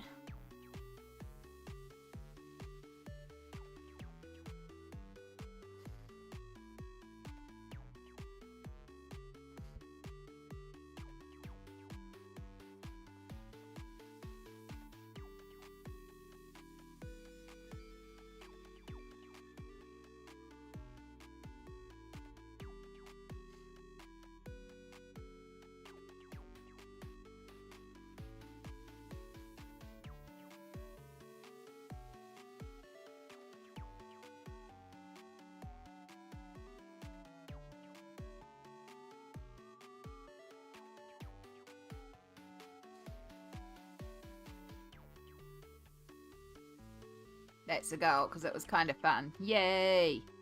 That's the main thing, as long as you're having fun with it. Nothing wrong with sticking to the same old and doing what you know, what works, and what you enjoy. Nothing wrong with that, but it's also nothing wrong with experimenting and trying new things, and, you know, as long as you're having fun. That's the only thing about colouring. There is no wrong colouring, just enjoy what you're doing. And sometimes colouring won't turn out like you expected it to or like you wanted it to, and that's okay. You'll still learn something along the way. Just enjoy it. As long as you're enjoying it, you're colouring. It made Kirby feel very easy. It definitely does. I love basing a Kirby with Inktense. It just speeds up the page so much quicker.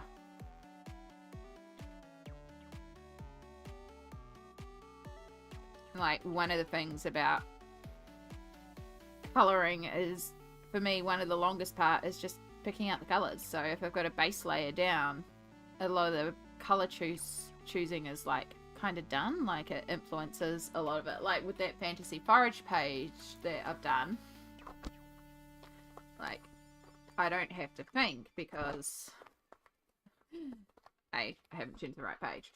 Like, I don't have to choose colours because, like, we've got a blue there already. I've got a brown there already. So we're just going to work in tint with what we got. We've got some greens down, and because the greens have gone a bit smushy with the brown, that's influenced my green colours now. And it's like, I don't have to think. I just have to grab browns. Whereas here, when it came to these leaves, I had to stop and think because I have to grab the greens and all the shading. And it just takes that little bit longer to pick out the colours. Yeah. So yeah, I feel like when you've got a base layer down, like, you still have to take time to pick colours, but it speeds up that picking of colours. And it makes the pencils that you're choosing to do all the shading a bit quicker because you've got that base tone down. The whole thing is new for me. I'm just a baby colour slapper on it. Nothing wrong with slapping on the colour. Nothing wrong with that either, Mana. Also, kia ora and welcome in. Again, you cannot colour wrong. As long as you are having fun, you are colouring correctly. Yes, sometimes things don't go to plan, but you will still learn something from it. You'll still grow as a colourist, and that doesn't make your colouring wrong just because it doesn't turn out how you envision. It just means that, you know, there's more skills and room to develop, but you will naturally develop that by doing more colouring. That's why I'm very encouraging of just get in there and colour. Just get in there and try it. Play around, experiment. And if you are the type of colorist that's like slap it on coloring, it's great because you just, again, you're gonna be loose, be willing to try things because you can just slap it on. Yeah, I'm coloring in one book where the pages are from different books of Kirby, so a compilation book. Yeah.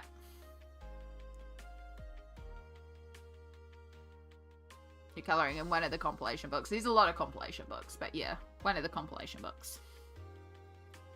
I was talking about earlier how Kirby's 10-year celebration book will be coming out this year, and it's like a compilation of compilation books because all the pages are probably already in his compilation books. I'll still be getting it because I freaking love my Kirby. Plus, there's that exclusive 4-page. And I love me a double Kirby page spread. Like, a double Kirby, yes please. So the fact that there's a 4-page Kirby, so it's a double Kirby. Oh. So yes, I'm getting the book for essentially 4 pages. But also I have every other Kirby, and I love Kirby. And I do like to have my complete shelf of Kirby, so yeah.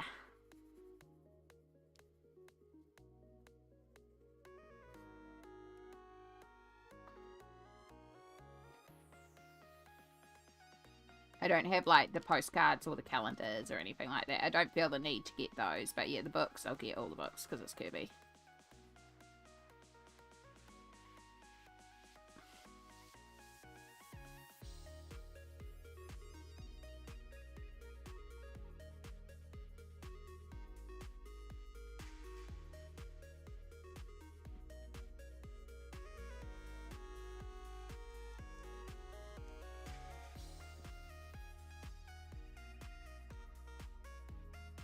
It's Mystic Animals. Yeah. And it's easy to play in these books because I'll never complete them. Fair enough. Fair enough. Gosh, to complete a book. I may complete a book this year. Again, I'm getting close on several books. We have a number of books that are right up there, but I also don't want to force myself to try and complete a book for the sake of trying to complete a book. Like, yeah, we'll get there.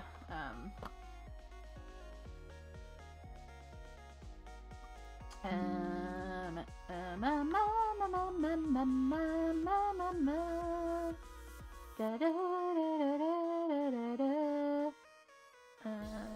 then sort column Z to A.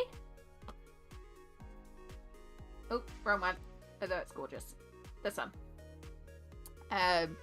So yeah, this is me sorting the list by most completed. So if we look here, I have 4 books that are 50% or more, and if I take away Any Day, which is just on 50%, 3 of my books are over 75%. So Colouring Heaven, The Fledgling Fairy Special by Christine Caran, we're at 87.5%, and I have 5 pages left. So I'm very, very close to that one. 5 pages is not a lot. And then I have the Selena Fenwick Fairy Art Grayscale, because I had a massive run of working in that during February, where I did like 14 or 16 pages in it. Now, this one I've put 25 pages. It's actually a book with 2 copies of images. So I've done 20 of the 25 from the first half of the book. There's still technically the second half of the book, but it's a repeat. So I don't know if I'll count that second half or not and jump that up to 50 potential pages, or if I just count that first 25. So right now that's hovering at 80, but there is that little caveat beside it. And then of course we have Mythomorphia, which is at 77.6%. I've worked 66 out of 85 workable pages in that one. So yeah, but obviously that's a lot more work to complete Mythomorphia. And then Any Day is actually exactly on 50%. I've done 15 out of 30. So in Any Day I could actually see finishing easily too, because when we work on Any Day we do 3 or 4 at a time. So it's like 5 more sessions by the end of the year and Any Day is done. Like, that's very doable. But I don't also want to push myself to be like, I'm going to complete all these pages. They'll get completed when they're completed. If I push myself, I'm going to create pages that I'm not as happy with. So the books will get worked when the books get work.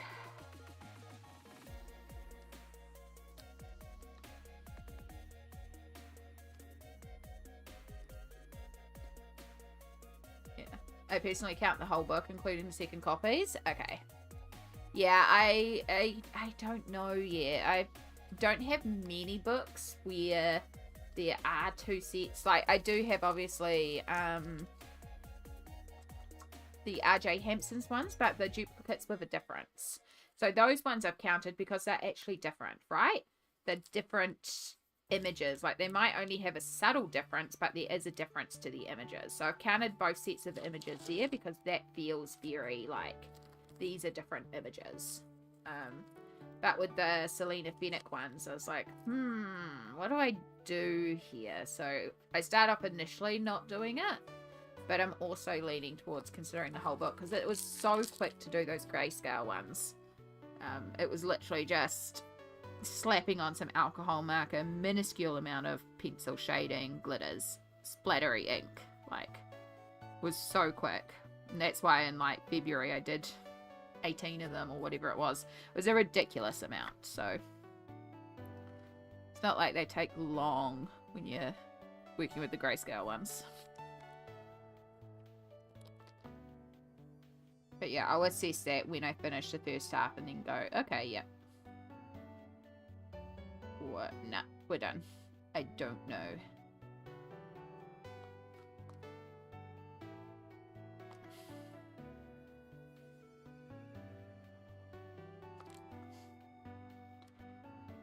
Don't know, but it's not a future. It's not a current problem. It's a future figure this out problem.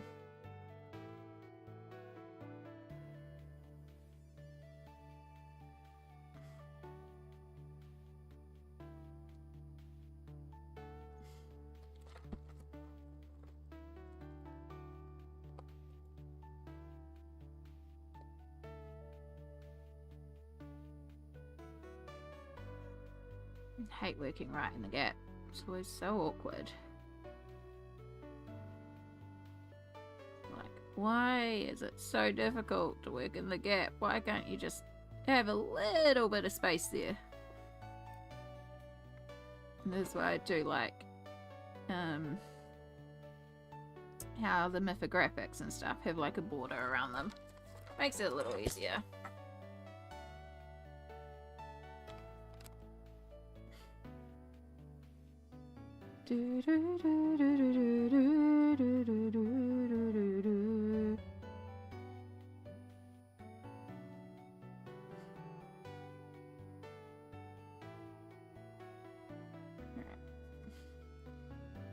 Just going through and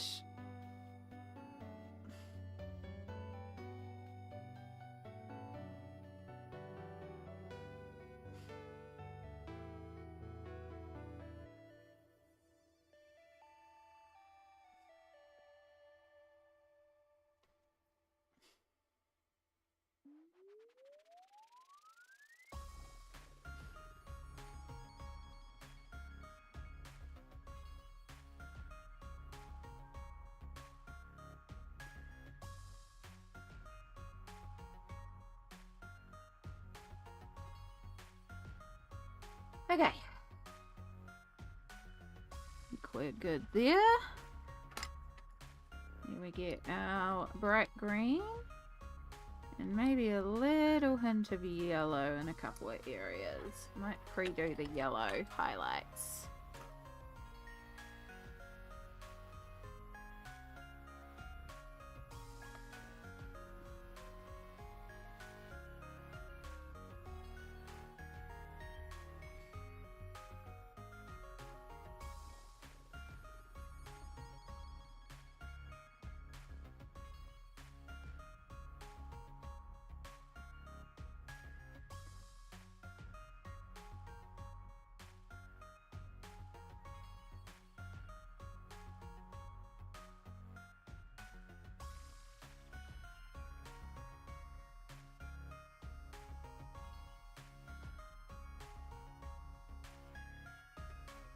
Okay. Now we can go in. Blend out our yellow. Don't want too much yellow because we want to keep it more in the blue so it pops against the yellow of the background here, but we still want to recognize the fact that there's that yellowness to the light and the highlights.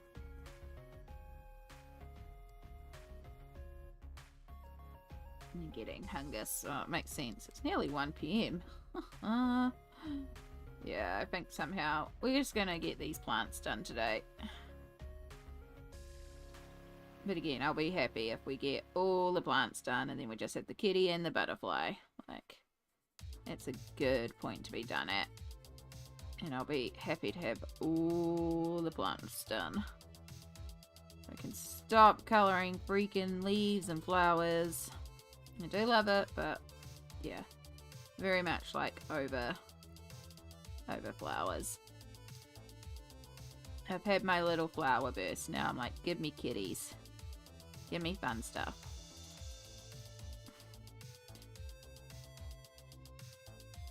At least it's big flowers here, not lots and lots of little flowers.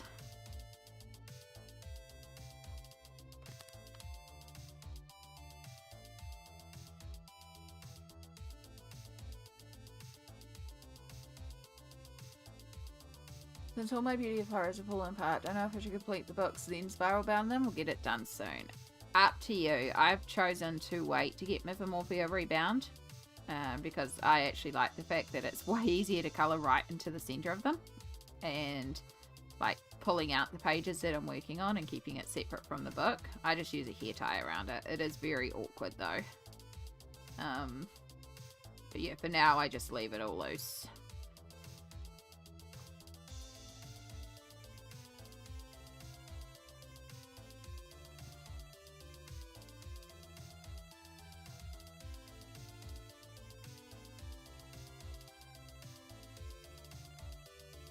So that's the decision I made. Nothing wrong with also going and getting it bound.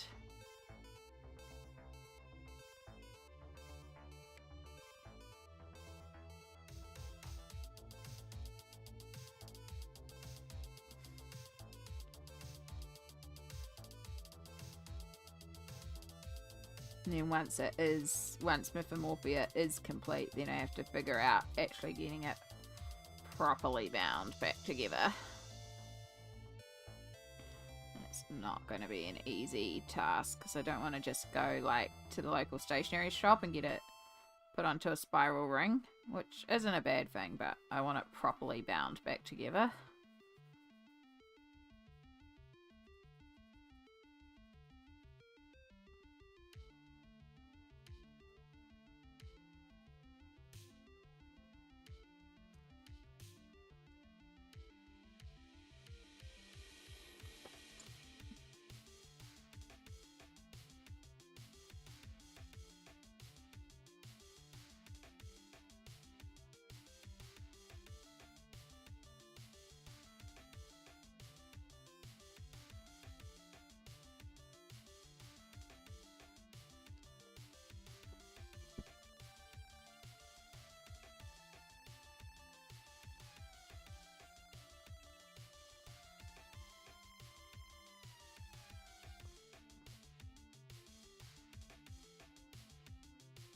Right, we're using a bit of Payne's Grey now to add in shadows. I'm using a big paperclip thingy to hold it together. Yeah, I used to use one of those, but I'm at a point now where Mythographic is so thick it doesn't even hold it, so I use a hair tie. The hair tie works. She's thick. And no sooner than they arrive than the... Oh. Nope.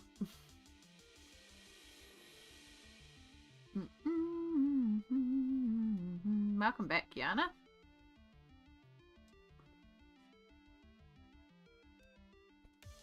Oh, it's still up on there, but it's gone on there. Interesting.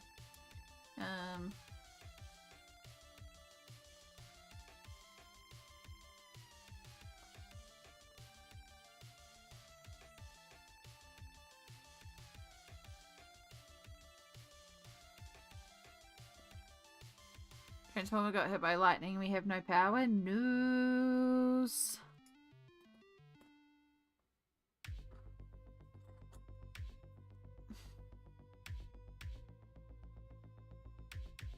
Oh, I hear a shadow. You're not on glitter, are you? No. Hello, kitty cat.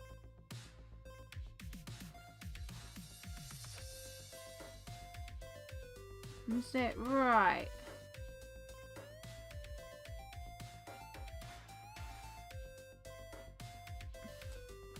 What's the matter, Shadow Kitty Cat? You wanting cuddles? Most likely several hours to restore. Oh no. Oh no.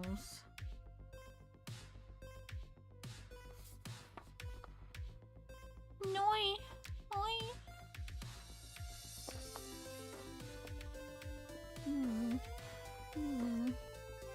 Oh, you're desperate to get up. Desperate for cuddles. No, you're staying here. You're not going down, you're staying here. You're not going on the desk. I am not giving you more treats. You've had way too many today. And you can have cuddles. At least I gave my camping lights. I have my camping lights we can use. I'm glad.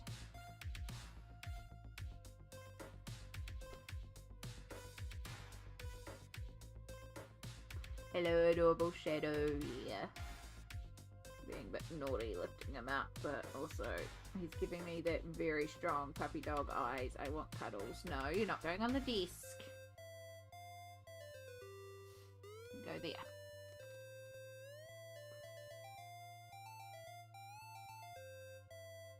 Yeah, you can cuddle up there. And you're not on my stomach. My arm is supporting you.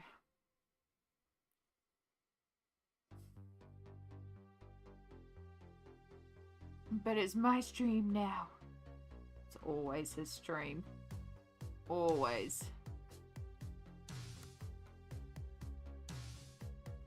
Doesn't matter what we're doing or what, you know, what kind of space it is. It's always Shadow stream. We all know it.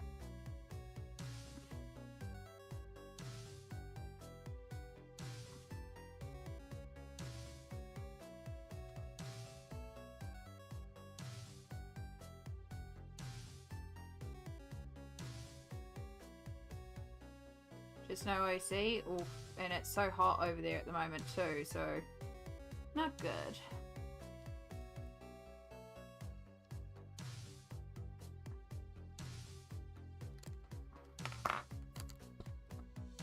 Alright.